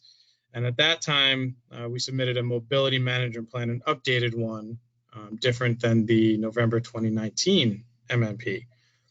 Moving forward into March of 2021, we then submitted another revised mobility management plan, which was essentially the same as the 2020 MMP, just some new updated numbers that we came across. And we also submitted a transportation access plan and a new TIS under the new submission guidelines that the mobility department had put together. And again, that was for 91 residential units and 11,200 square feet of retail. I did want to note kind of at the bottom there that all of the mobility management plans, as you're all aware, that they must be approved by the City of Somerville Mobility Department. And for this project, we worked extensively with Justin Schreiber on all the reports, actually. And then Brad signed off on the MMP approval letter, which was dated May 10th of this year. And additionally, with the TIS, the city has to approve pretty much every aspect of it before we move forward, including trip generation, which is really the number of vehicle trips, pedestrian trips, bicycle trips that a site will generate. So the city has signed off on that for this project. And again, all the data that we utilized was approved by the mobility department. Next slide, please. And so moving forward, as you are aware that the project has now been reduced to 81 residential units and about 9,500 square feet of retail. So a reduction in 10 units and about 1,700 square feet of retail. And so we have not, redone the traffic impact study for that. But there is a reduction in number of vehicle trips that the site is estimated to generate. So, 4 less vehicle trips in both the morning and the evening peak hours. And then the graphic you see in front of you is something that we are proposing in front of the site. So as part of the zoning, there can be no curb cuts along Broadway, along this section of Broadway. And so the project will close all of the curb cuts that are currently there. And we'll actually be increasing the number of parking spaces there by 1 from 3 to 4. And what we are proposing on the left side of the graphic there is an additional loading zone for things. So that in blue, so where your cursor originally was, in blue is the existing loading zone.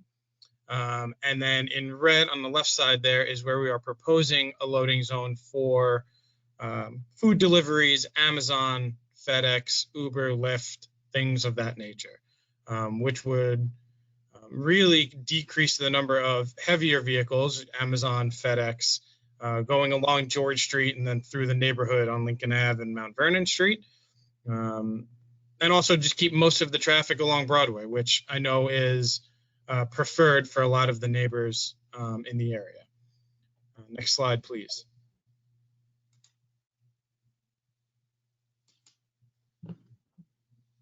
So just as a parking comparison, as I alluded to earlier, so along Broadway, there are 3 metered spaces out there currently with 2 curb cuts and 1 loading zone. We are proposing 4 metered spaces, 0 curb cuts and 2 loading zones. And then along George Street, currently there are 4 to 5 permit spaces along I believe it would be the east side of the roadway. And as with the curb cut that is proposed as part of this, we would be reducing that to 2 to 3 permit spaces. So a reduction in essentially 2 permit spaces out there currently. And a couple of notes on the bottom there. No resident is going to be able to get an on-street parking permit from the City of Somerville since we are within the 0.25 miles from a rapid transit station. And according to the MMP conditions of that May 10th, 2022 approval letter, there need to be at least 2 on-site parking spaces for car sharing services. So you would need a curb cut in any case, whether that's for a parking garage or even an at-grade parking area, you would still need that curb cut. And like I alluded to earlier, an additional loading zone would likely reduce the number of heavier vehicles from using George Street. Next slide, please. So and that is the end. Thank you, Steve. So that concludes the presentation we had teed up this evening. But we are more than happy to answer any questions, take any comments. I turn it back to you. Thank you very much, and we appreciate your coming back to us this evening. Are there any questions for the applicant or for staff on this item before we open it up to public testimony? Okay. With that, we will open it to public testimony for anyone in the audience who wishes to speak in favor or support of this project.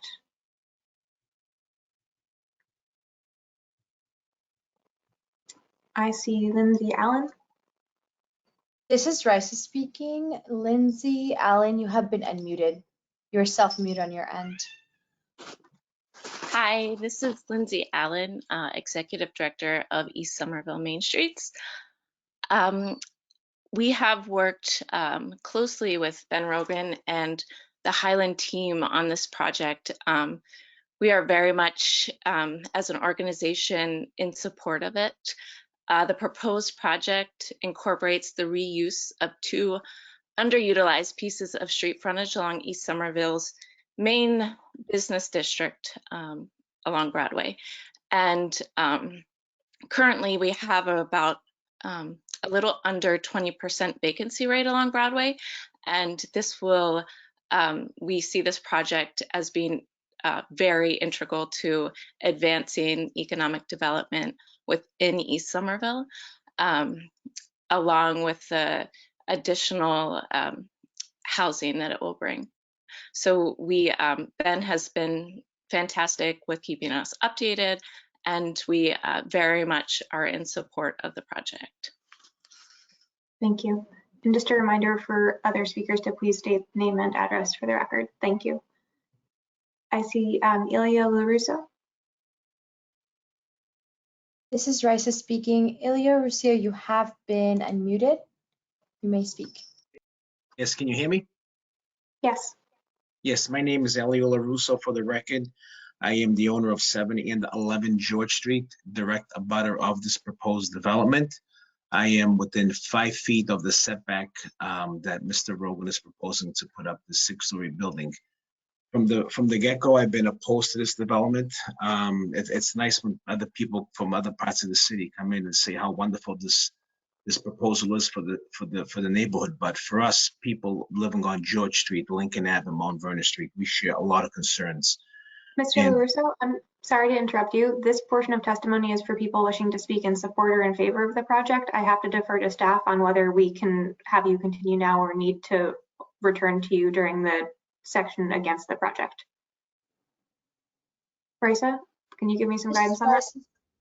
This is Raisa speaking.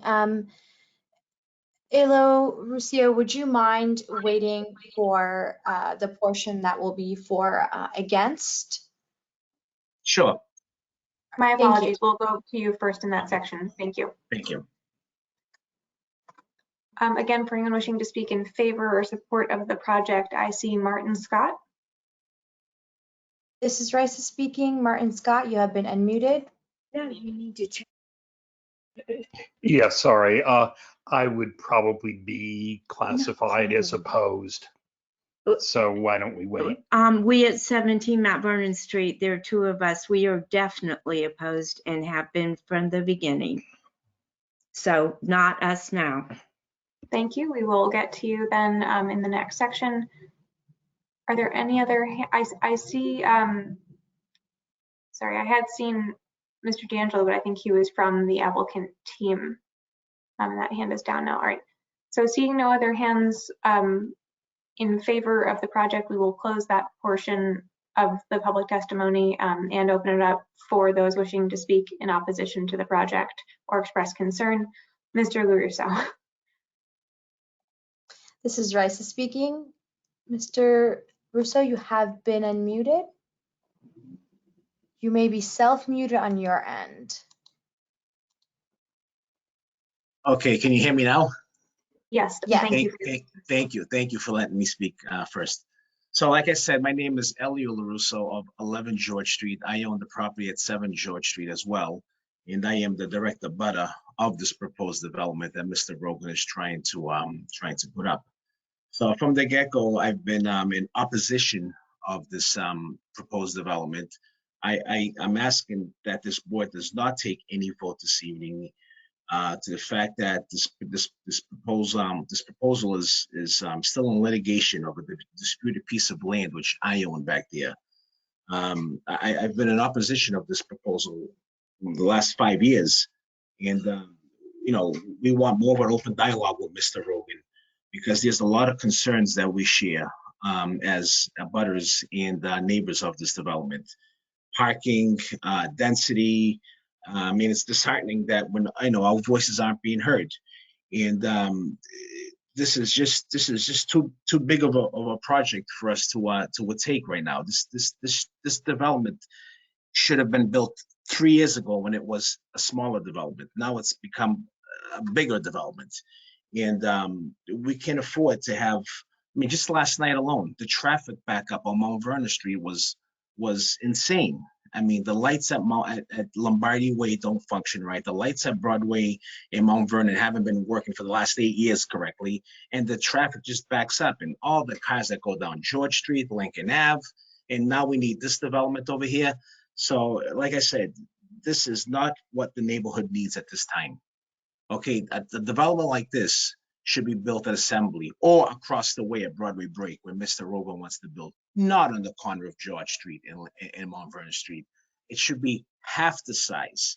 All right, that ramp that's going to take up 6 parking spots on George Street, right next to my home, 5 feet off my property line, should not be there. All right, we cannot afford to lose any more parking spots. Fortunate enough, I have parking. All right, but it's my neighbors to my left, my neighbors to my right, my neighbors across the way. They have no place to park. They have to go park 2 streets away. And this, you know, it's just not right. This is just not right. We need to keep the dialogue going on with Mr. Rogan and come up with a better way, a better solution to make this work. So, like I said, I'm against this proposal, and I hope the planning board listens to us because there is a lot of us that are not happy with this development. So please listen to our concerns. Please do not take a vote this evening. Thank you. Thank you. Martin Scott? Yeah. I very much appreciate the need or the desire to replace what was there with something. This is Rice speaking. I'm sorry to interrupt you, Martin. Can you please state your name and address for the record before speaking, please? Certainly, sorry. I'm Martin Scott. I live at 17 Mount Vernon Street with my wife, Mary Askew. We've lived here 20 years now and have some familiarity with the issues at hand. I do share quite a number of Elio's concerns about the traffic flow. I guess something I have not heard was any specifics of the analysis about how traffic would change in this area. Elio has pointed out, I think quite rightly, that for the last 2 to 3 years at least, well, the last several years after the installation of a stoplight at the end of Mount Vernon, that traffic backups several blocks on Mount Vernon have been fairly frequent. I guess what I don't hear or what I haven't heard in these proposals is how much more traffic would be added by another 30 to 60 units.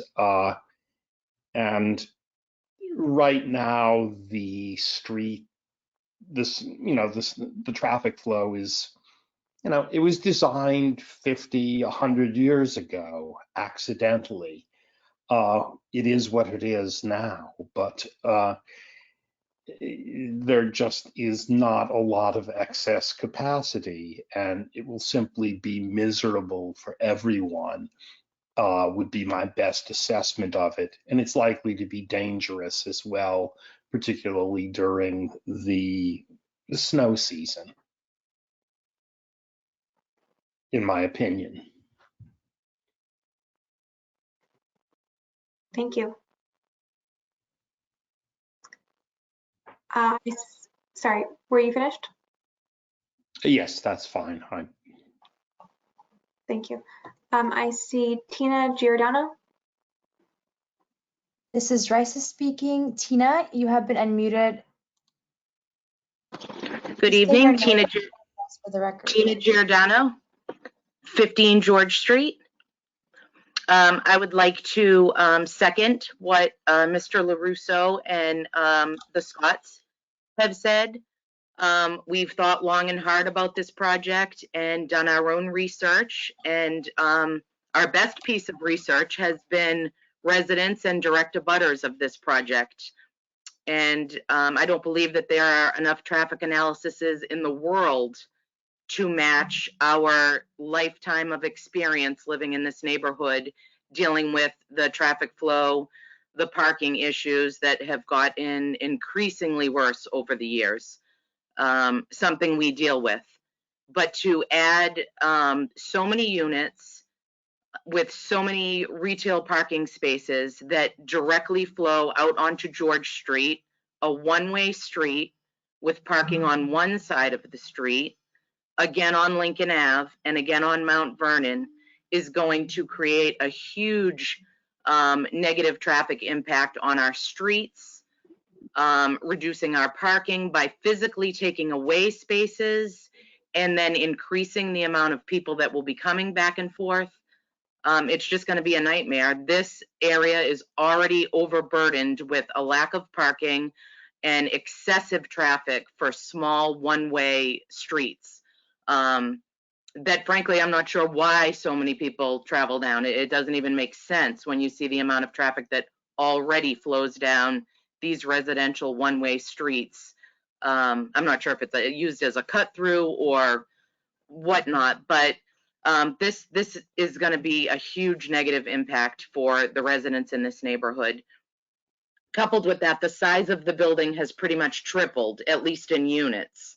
And, you know, it's going to block our views, which I've stated before, may not be everybody's favorite thing to look at, but certainly looking out my home now at the back of a brick wall is definitely going to impact, you know, my right to quiet enjoyment as I see it. So we are opposed.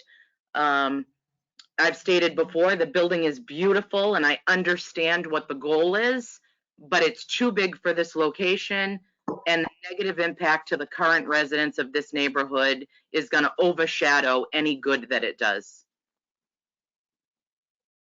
Thank you for your comments. I see Maria C. This is Raisa speaking. Maria C., you have been unmuted. You are self-muted on your end.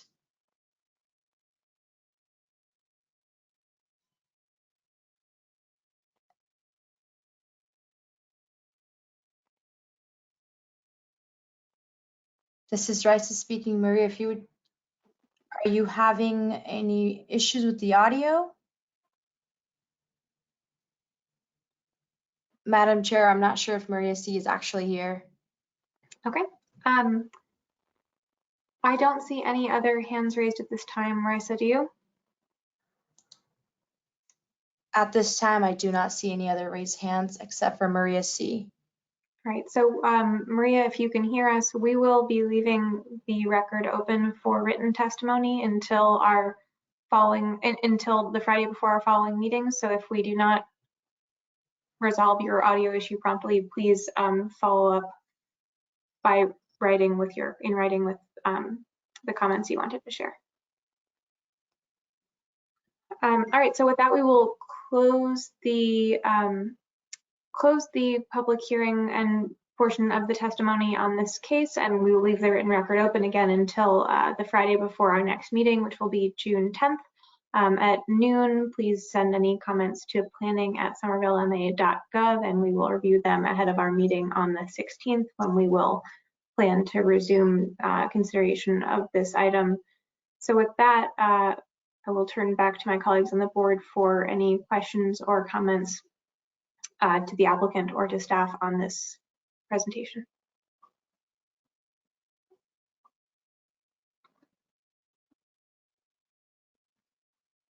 Yes, Erin. Thank you, Madam Chair. I guess discussion, given this, the neighborhood meeting minutes that we have received from staff, given the presentation and given the public testimony and updated staff memo, I, as one board member, would be, I think, a lot more supportive of this application if it had 0 parking, as discussed in the staff memo. And I would be curious to get maybe staff's comments on that, or other board members' opinions as well. Debbie?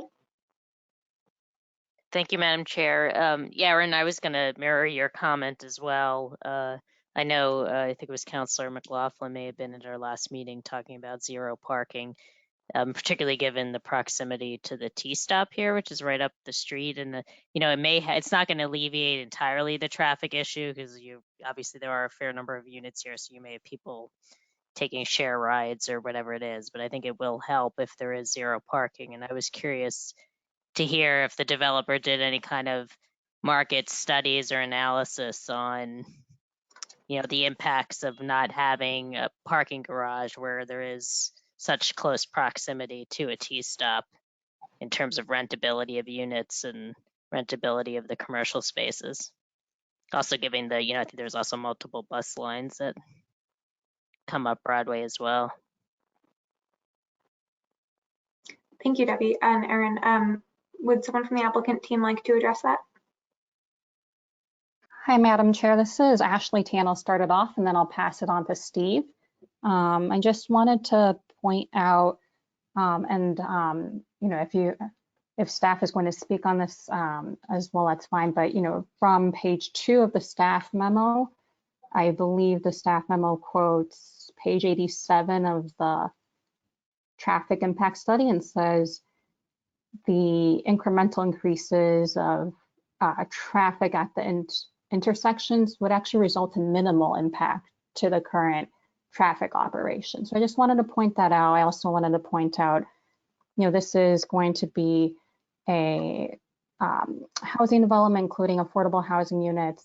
And as much as, you know, ideally there could be 0 parking units, you know, for affordable housing units and even general units, you know, there are going to be families who need cars. There's going to be, to help, you know, the diversity of our residents, there's going to be Uber drivers, Lyft drivers, and, you know, construction workers who may need a car. And so leaving that option is important, including even things in the mobility plan that requires a staff car sharing. But I'll leave all that. And Steve, if you can also speak on, you know, go into the impact study a little more. I think, I believe it was Martin who asked for a little more detail. So if you can address that, I think that'd be helpful.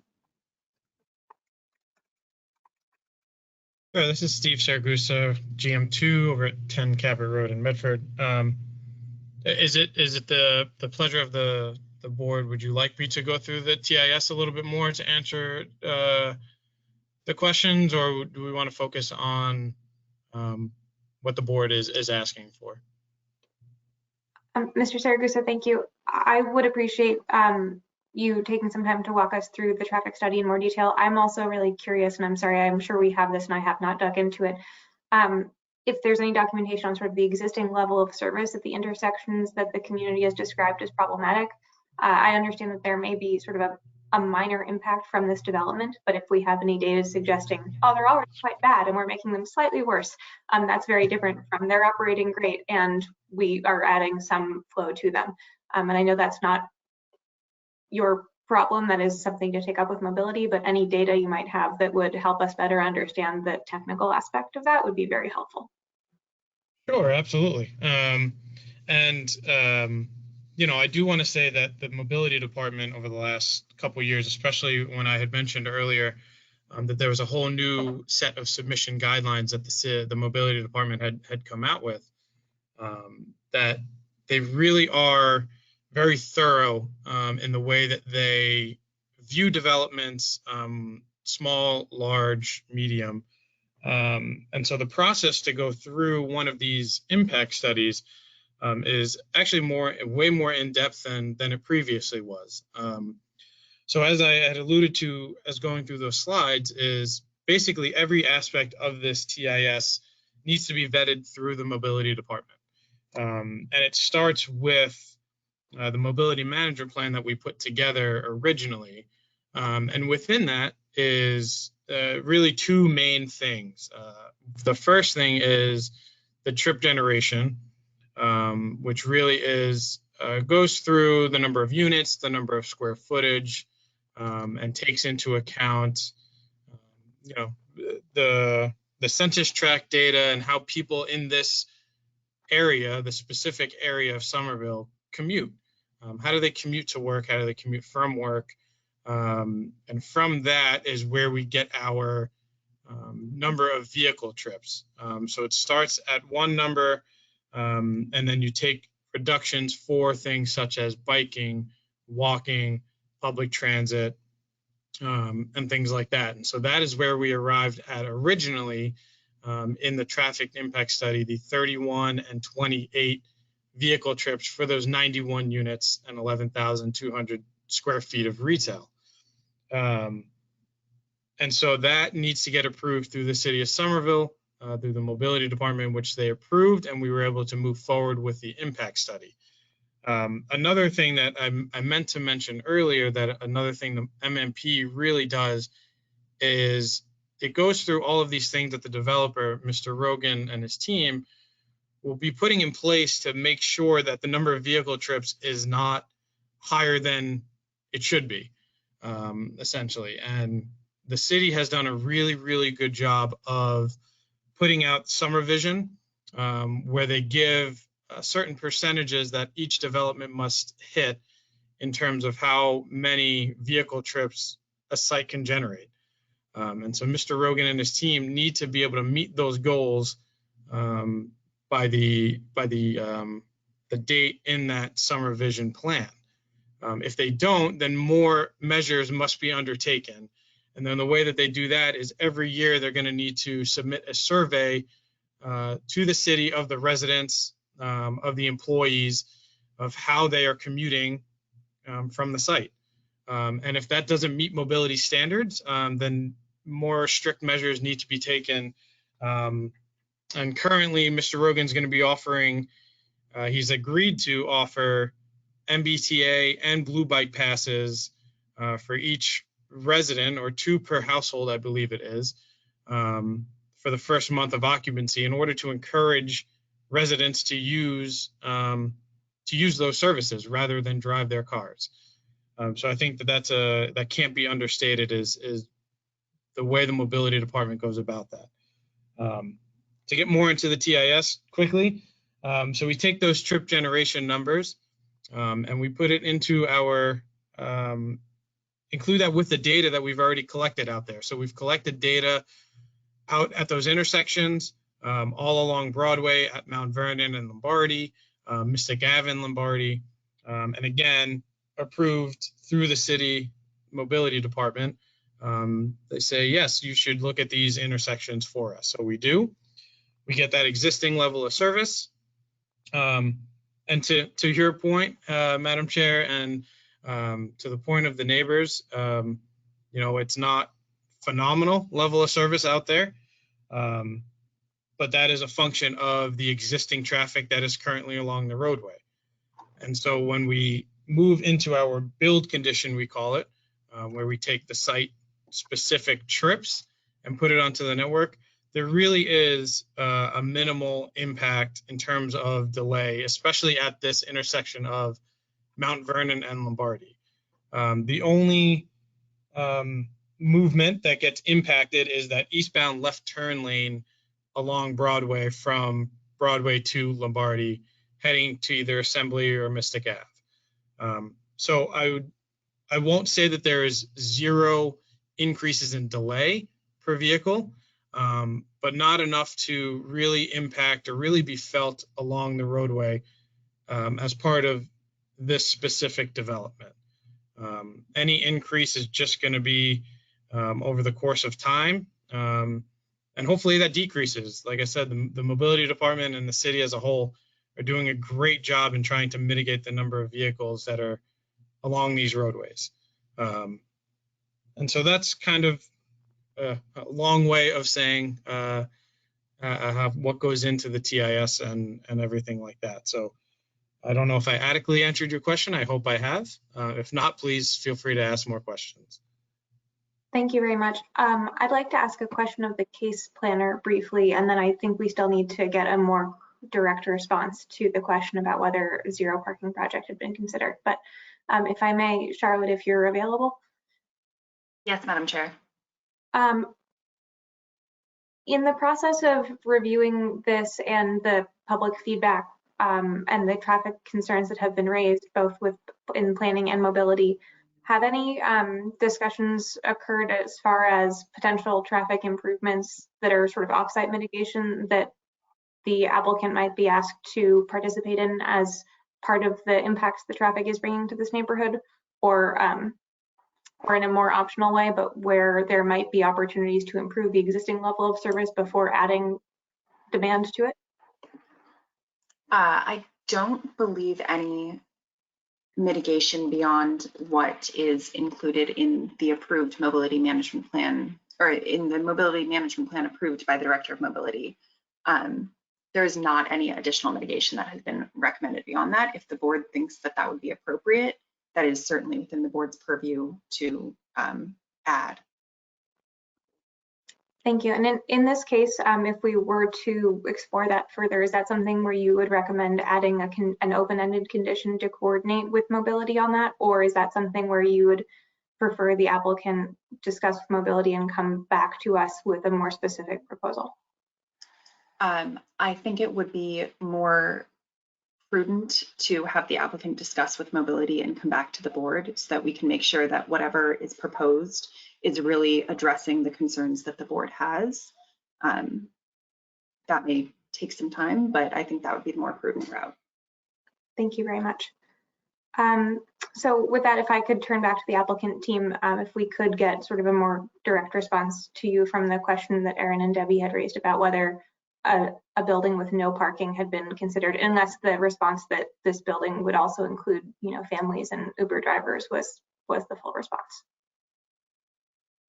So, Madam Chair, this is Ashley Tan. I'll direct this to Steve or Ben, because I believe the original discussions with the mobility team was that there will be, some, car sharing, and that would take up, that would require spaces. So, or Steve or Ben, is this something one of you can address?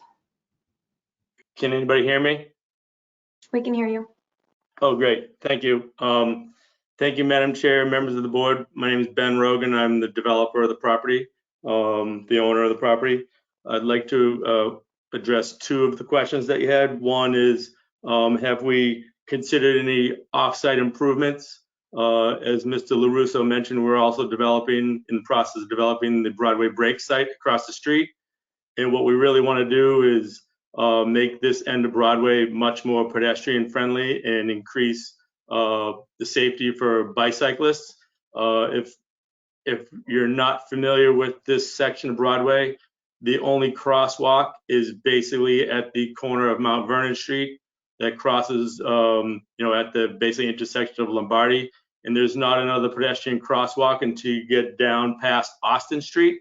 So really what we'd love to do is add, 2 more crosswalks. What we're proposing to do, which isn't on these plans, but on the Broadway break master plan, we're proposing to add, 2 more crosswalks.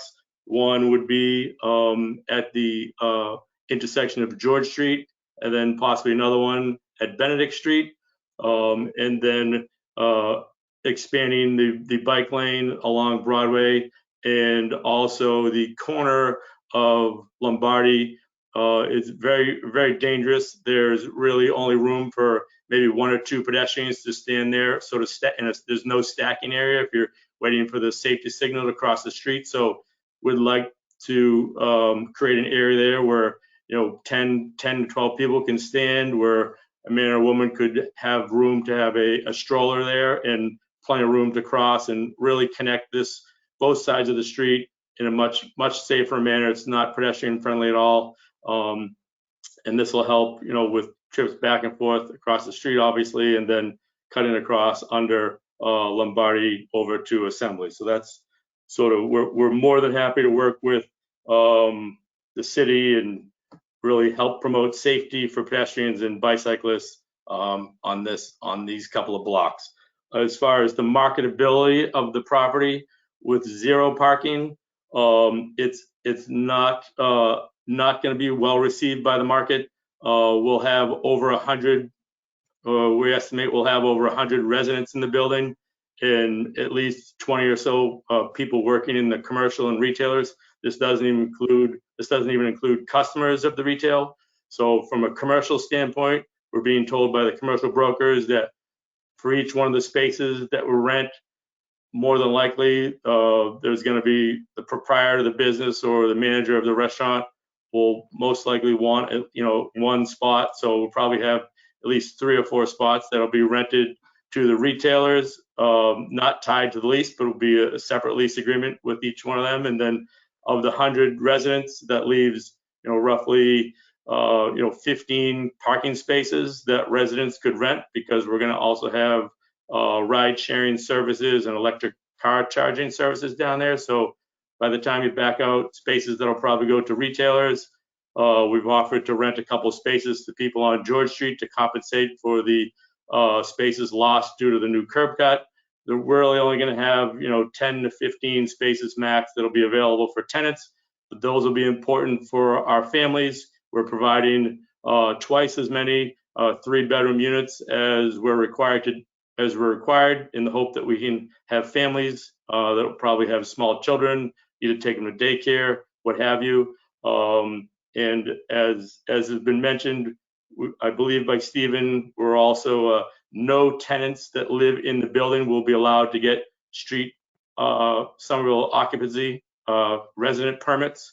We're also relocating the Blue Bike station from across the Mount Vernon restaurant on the other side of the Broadway to in front of this building. So we're going to do anything and everything we can to reduce the amount of vehicle trips coming and going from the building. We understand the circulation in the neighborhood. Right now there's trucks parked all over the road down there. It's kind of a mess, but we don't have any control over that. But we're going to do the best we can with what we can control, and that's to minimize vehicle trips coming and going from the property, and specifically going through the neighborhood. If they don't have to, we can keep vehicles out on Broadway. That's the goal. Thank you very much. I hope that answers your question. Thank you very much. Debbie, Aaron, does that answer your question?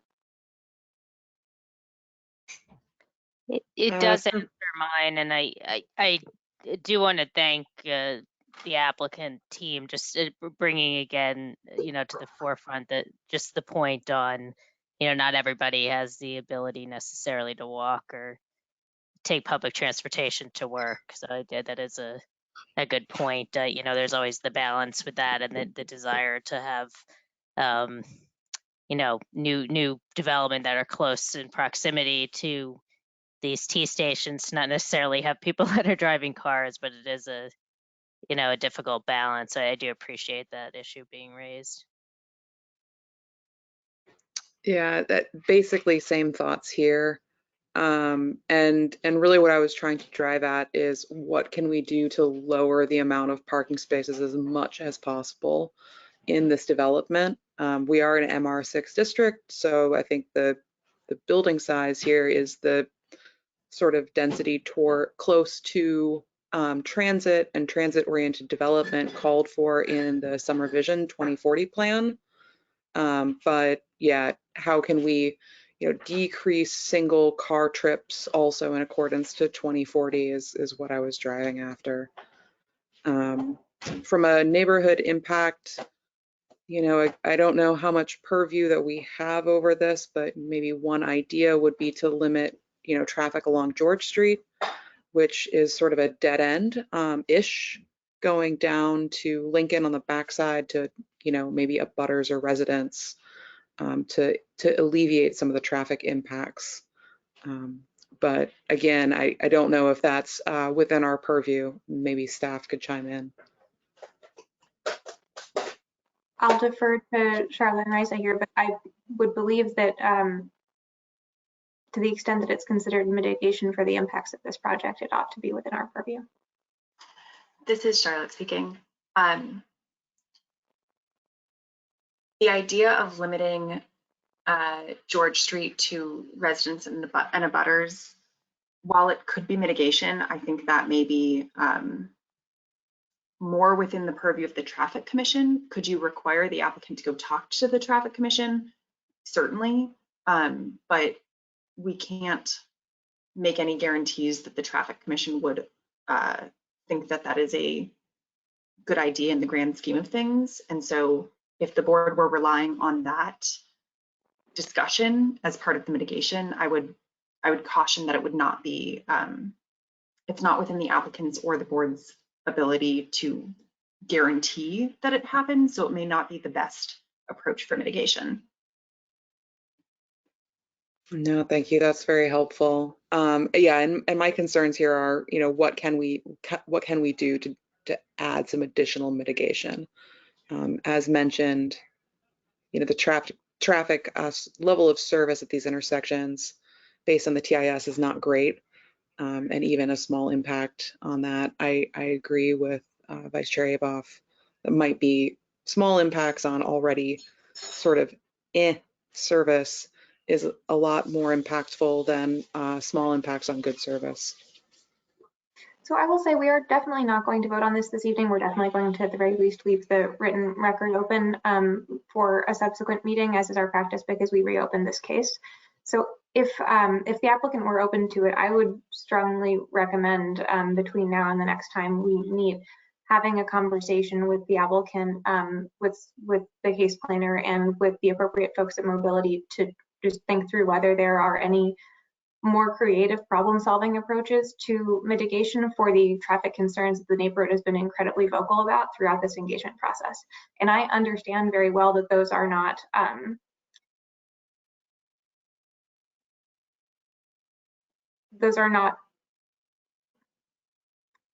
I understand that it may not be in response to the items that are the traffic increases being caused here, but it is the existing stress on the system and the marginal impact that the traffic flow here is that we're, I think, hearing about and hearing a concern for. So understanding whether there is anything that we could be doing differently that the applicant might be able to participate in that would alleviate the existing condition in order to alleviate the sort of post-development condition would be helpful to understand if those conversations have sort of not yet taken place fully. Madam Chair, this is Ashley Tan. So yeah, thank you for the board's comments. Just wanted to, I guess, first point out something Steve mentioned earlier, but this is, right now it's being proposed as 26 parking spaces for 81 units, even including retail units, and which is a pretty low number. And as Steve mentioned, in part of the mobility plan, there are mitigation efforts so that the traffic and car usage will go down as time goes on. And so I'm not, I hear the I guess I hear the challenge to bring the number even lower, but I guess my other question is just like, what is it due to? Is it due to the number of parking spaces, or just like traffic generation to? You have made your case to at least this board member that the parking that you are planning to include in this building is necessary and appropriate for the uses and size of the building that you are proposing. That said, if there were an opportunity to fund the installation of a speed bump on George Street that Mobility could approve without the Traffic Commission, that effectively made that a less useful cut through for people. For instance, I do not know, I am not a traffic engineer, I am not familiar with the road network in this part of the city in detail. But if there were some opportunity to make a minor improvement that would support better traffic flow in and around the site that the Highland is about to be, deeply invested in, both here and across the street, I think that would be well worth the additional hour with Charlotte and Brad. May I make a suggestion? I'm sorry, could you identify yourself? I'm not sure who's speaking. Sure, this is Ben Rogan speaking, the applicant.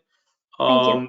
Again, would be happy to meet with the traffic folks and the engineers with the city to try and come up with some other ideas like speed bumps and things like that. But I was just thinking, what about if you made that end of George Street a two-way street, and then once you get to basically past our entrance to our garage, stayed a one-way street. So basically so that we would allow cars to exit our garage and take a right and just go straight back out to Broadway without going through the neighborhood. It's fairly common that you'll see streets like that in the city. I didn't know. I just thought I'd throw that out there for discussion to see what the board thought of something like that. Thank you. Thank you. It is far beyond my expertise to opine on that. But I think that type of, let's take a step back and evaluate whether there is a different intervention we can do that will improve this condition for everyone's benefit, would be the conversation I am hoping we could have, or that you can have with mobility and with the case planner between now and our next conversation. If others on the board have comments or feedback in response to that suggestion, I welcome that, but we did lose our transportation planner member. Erin. Yes, thank you, Madam Chair. I'm going to second basically your entire tenor here. So, I mean, I'm relatively convinced that, the parking that is here is necessary and well-founded.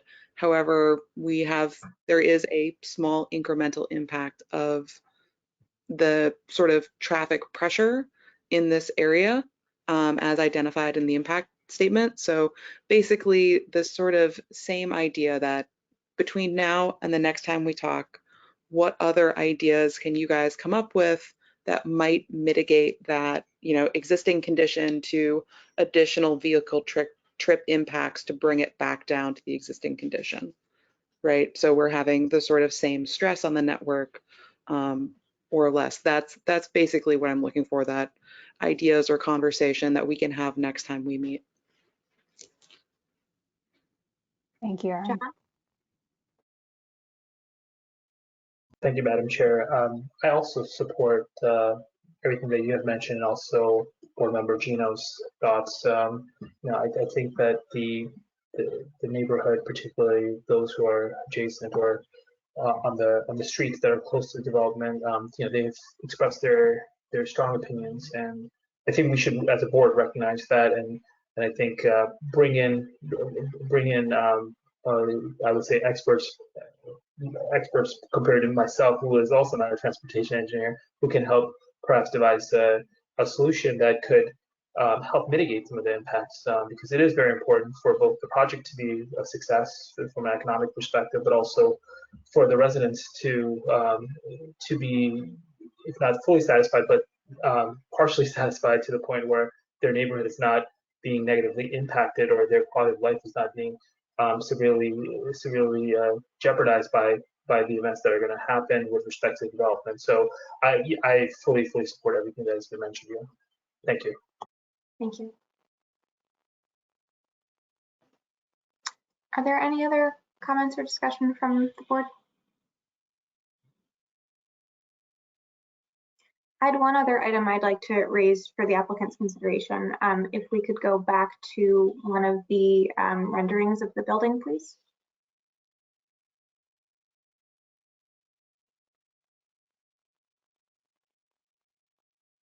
I think you could, thank you. I am not going to not vote to approve this project based on this comment, but I would like to provide it as optional feedback nonetheless.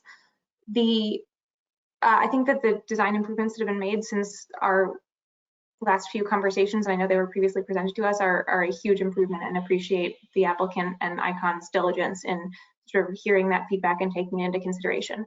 I do think that as it currently presents, this end of the building that is in the foreground here feels like it has perhaps too many materials going on, and I know that we do provide in the guidelines for sort of a preference for no more than 3 material types on a single building, or in this case, component of a building, as it is visually separated into the 2 components along the street wall. If there were a way to, without going back too far in the design process, consider reducing the number of material appearances on this portion of the building, it is my opinion that that might be a more contextual and more appropriate design. That said, it is late in the game for that feedback, and I will present that as an opinion and not a formal recommendation.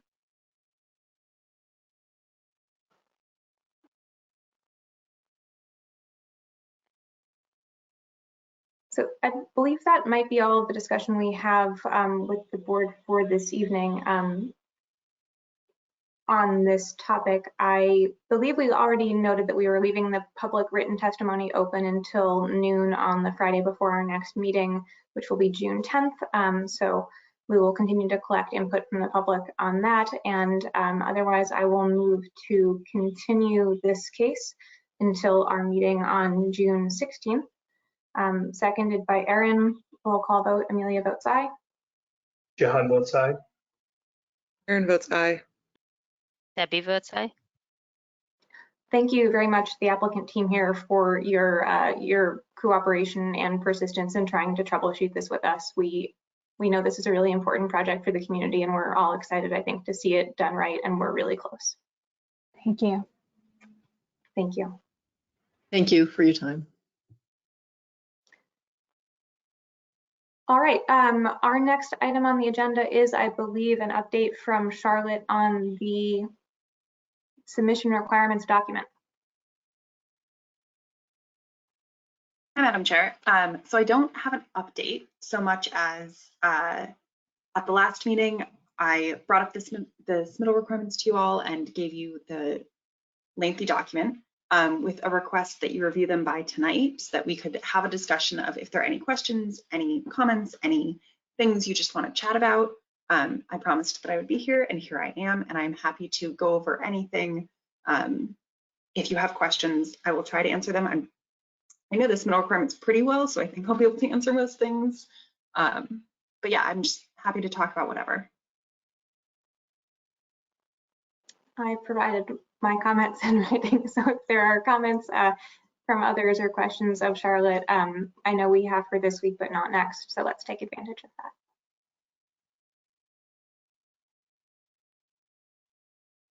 It's a very compelling read.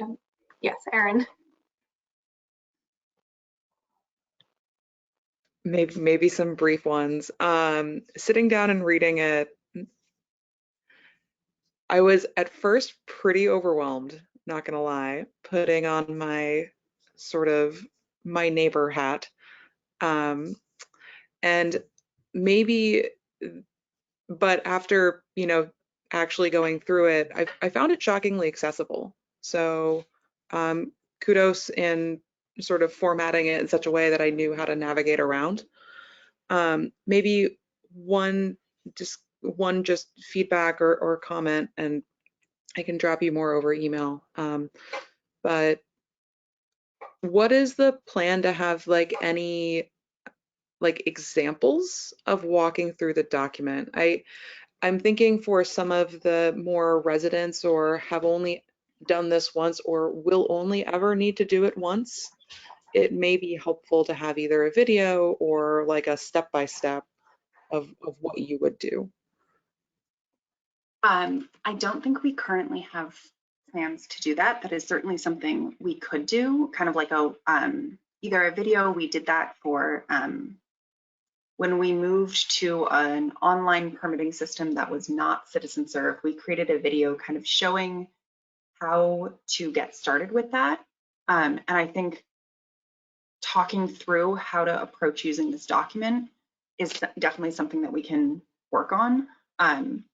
This is not to say that we won't do that, but we did with chapter 1 kind of try to give people that overview of like, start with chapter 1, read chapter 1. It's 4 pages. It's not that long, but it is kind of long. But the goal was to help orient people so that if you read chapter 1, you can then decide, oh, none of chapter 8 is relevant to me, and I can just ignore all of those pages.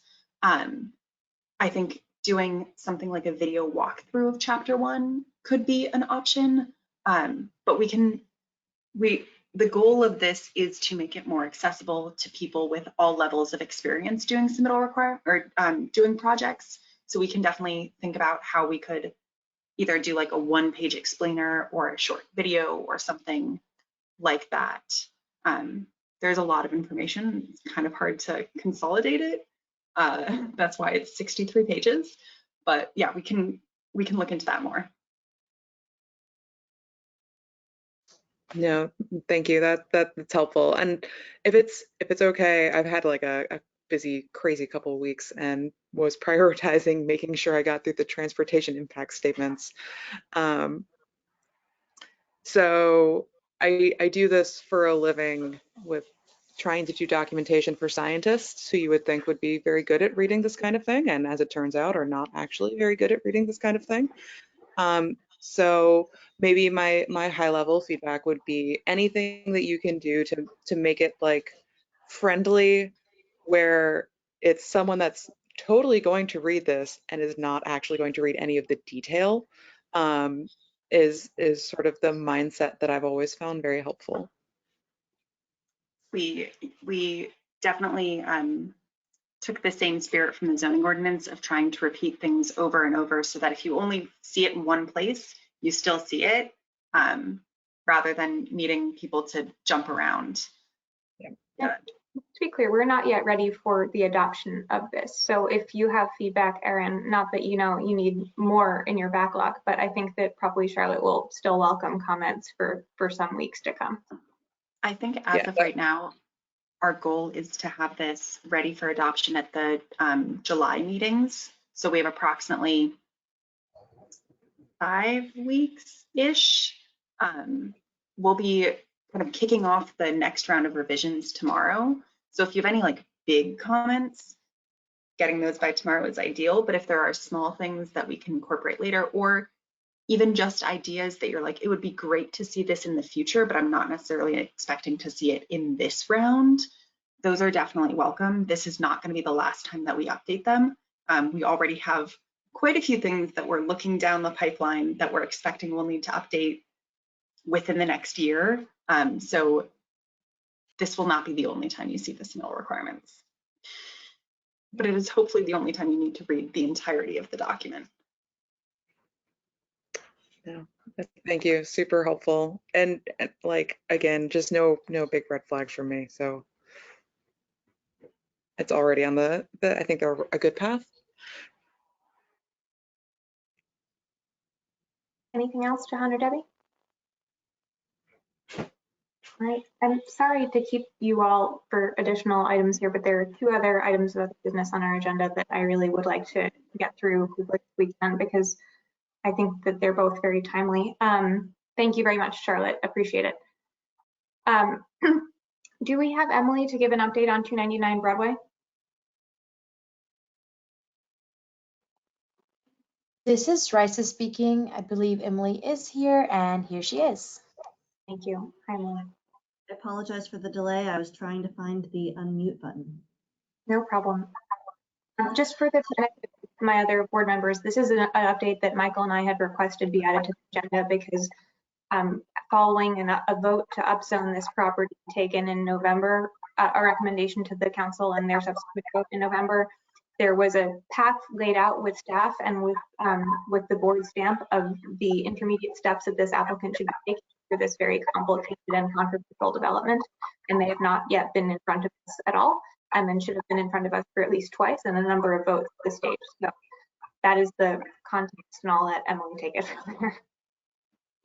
Thank you. So yes, we've been working with the developer diligently on this project, and they are currently working on their proposal. We are trying to determine what the best path forward for them is. We still do expect that path to include the planning board and to include significant planning board input, but we are still working on that. I don't have a great deal of information at this time. I do expect to have much more information by the next planning board meeting, so I would be very glad to come back at that time and give you an update with more information, if that will work for you all. I would like to ensure that we don't miss any sort of key steps in that participation. My understanding, or what I've begun to collect from the public meetings that the applicant held and the record of them, is that the project has in fact changed in a few significant ways, and that they are considering alternative permitting paths. And any additional detail that you could provide on either of those items, either tonight or at a subsequent meeting, would be very appreciated. They are looking at some changes and they are considering some alternative processes. Those processes have not been finalized yet. Again, we're still working with them. We're working with the mayor's office to determine what their best path forward will be. They're looking at how best to pursue housing goals and other goals that will benefit the city. And again, so we're still trying to finalize that process. I believe there should be a good amount more information in the next 2 weeks. So again, I apologize, I don't have additional information right now, but I would be very glad to come back at the next planning board meeting. That would be excellent if we could sort of hear a more detailed update at the next board meeting. Again, for the benefit of my colleagues, this is a project that was where the zoning recommendation was made with the understanding that the planning board would have the opportunity through a number of discretionary permits to really work hard to ensure that the project being developed was aligned with the project that had been proposed in the Winter Hill Urban Renewal Plan, because the project was taken off of the SRA's urban renewal track in sort of a unusual step that the city was reluctant to take. And the city voiced a strong commitment at that time to resuming the urban renewal path for the project if the developer were to diverge from the plan that they had socialized with the neighborhood and the city council at the time of the upzoning vote. So I am concerned to ensure that, to the extent this board has a role in that process, that it does not go too far astray from the path that both the director of OSPCD and the applicant voiced a commitment to in that joint hearing. And I'm happy to discuss further offline if appropriate, but would like to just make sure we understand where that is and that it is still very much checking the boxes of that urban renewal plan. Yes, and we are, as staff, working with them to make sure that it is still checking the boxes and it is going to accomplish the goals and priorities of the community. Thank you. Okay, and the last item that I wanted to raise, Charlotte or Raisa, you may have a comment here. Emily, you're also welcome to stand, but I'm not sure who had been tasked with trying to answer this question, so my apologies. Just to my colleagues on the board, Charlotte's process memo reminded Michael and I of an important issue that has come up in a number of cases in the past, and actually which was present in 2 cases tonight, which is there's currently a mechanism for the ward counselor to participate with an applicant as an advocate for the community and in the coordination of community outreach during that process, during the normal path of a permitting process.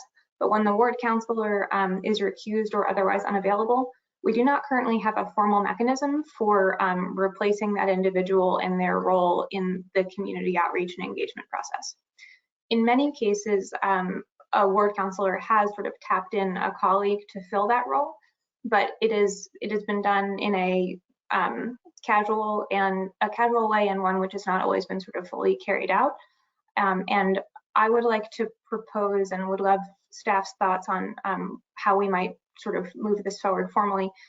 I would like to propose I'd like to see a proposed amendment to the zoning ordinance that would formalize the role of an at-large counselor in stepping in for a ward counselor when the ward counselor is either recused from a process or is otherwise for some reason unable to participate fully in it. I think it's an area where we have the at-large counselors and ought to be sort of bringing them in to fill this important role. And I think that's part of how 2844 Broadway, for instance, got off on the wrong foot, is that Councilor McLaughlin had been recused at the outset of that process. And there are a number of instances, both with past projects and with projects that I know are going to be coming down the pipe, where I think that role of community advocate and coordinator is very important, and would hate to see it sort of missed because of a lack of wording in the existing ordinance. So that's my proposal for discussion with staff and with my colleagues.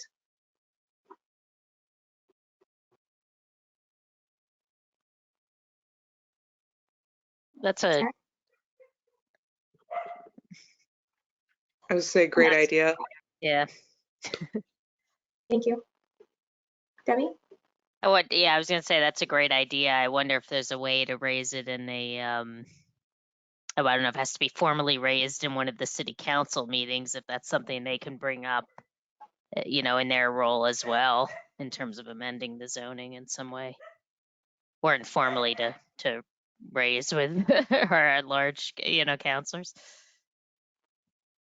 Yeah, John? Yes, so I definitely think it's a fantastic idea. I just wanted to get more information from you, Madam Chair. What sort of mechanism are you proposing? So would it be a mechanism where if a counselor recuses himself or herself, then he or she would be then designating an at-large counselor, or would that process occur outside of any designation considerations by that recusing counselor? I did not have a thought on how the alternative counselor would be designated. I just wanted to make sure that there was someone who would be sort of formally charged with taking up that mantle, because that's currently sort of an odd gap that exists in the process. And I am happy to hear your thoughts or staff's thoughts on what the best mechanism for that might be.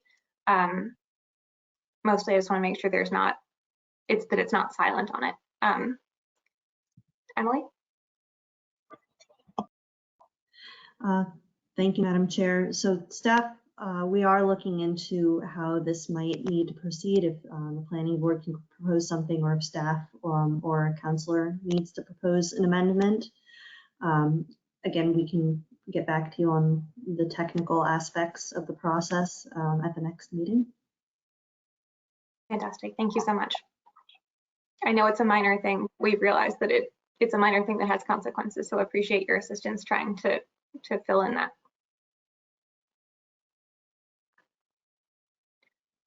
Does anyone else have any other items of business for this evening? All right, so with that, I will move to adjourn, seconded by Aaron. Roll call. Amelia votes aye. John votes aye. Aaron votes aye. Debbie votes aye. Thank you all for staying on with me. Thanks very much to staff for a great deal of guidance for me this evening. Appreciate you. I think we're good. Good job, everyone. Good night. Go Thank you so much. Celtics. Go Celtics. Go Warriors. Uh-oh.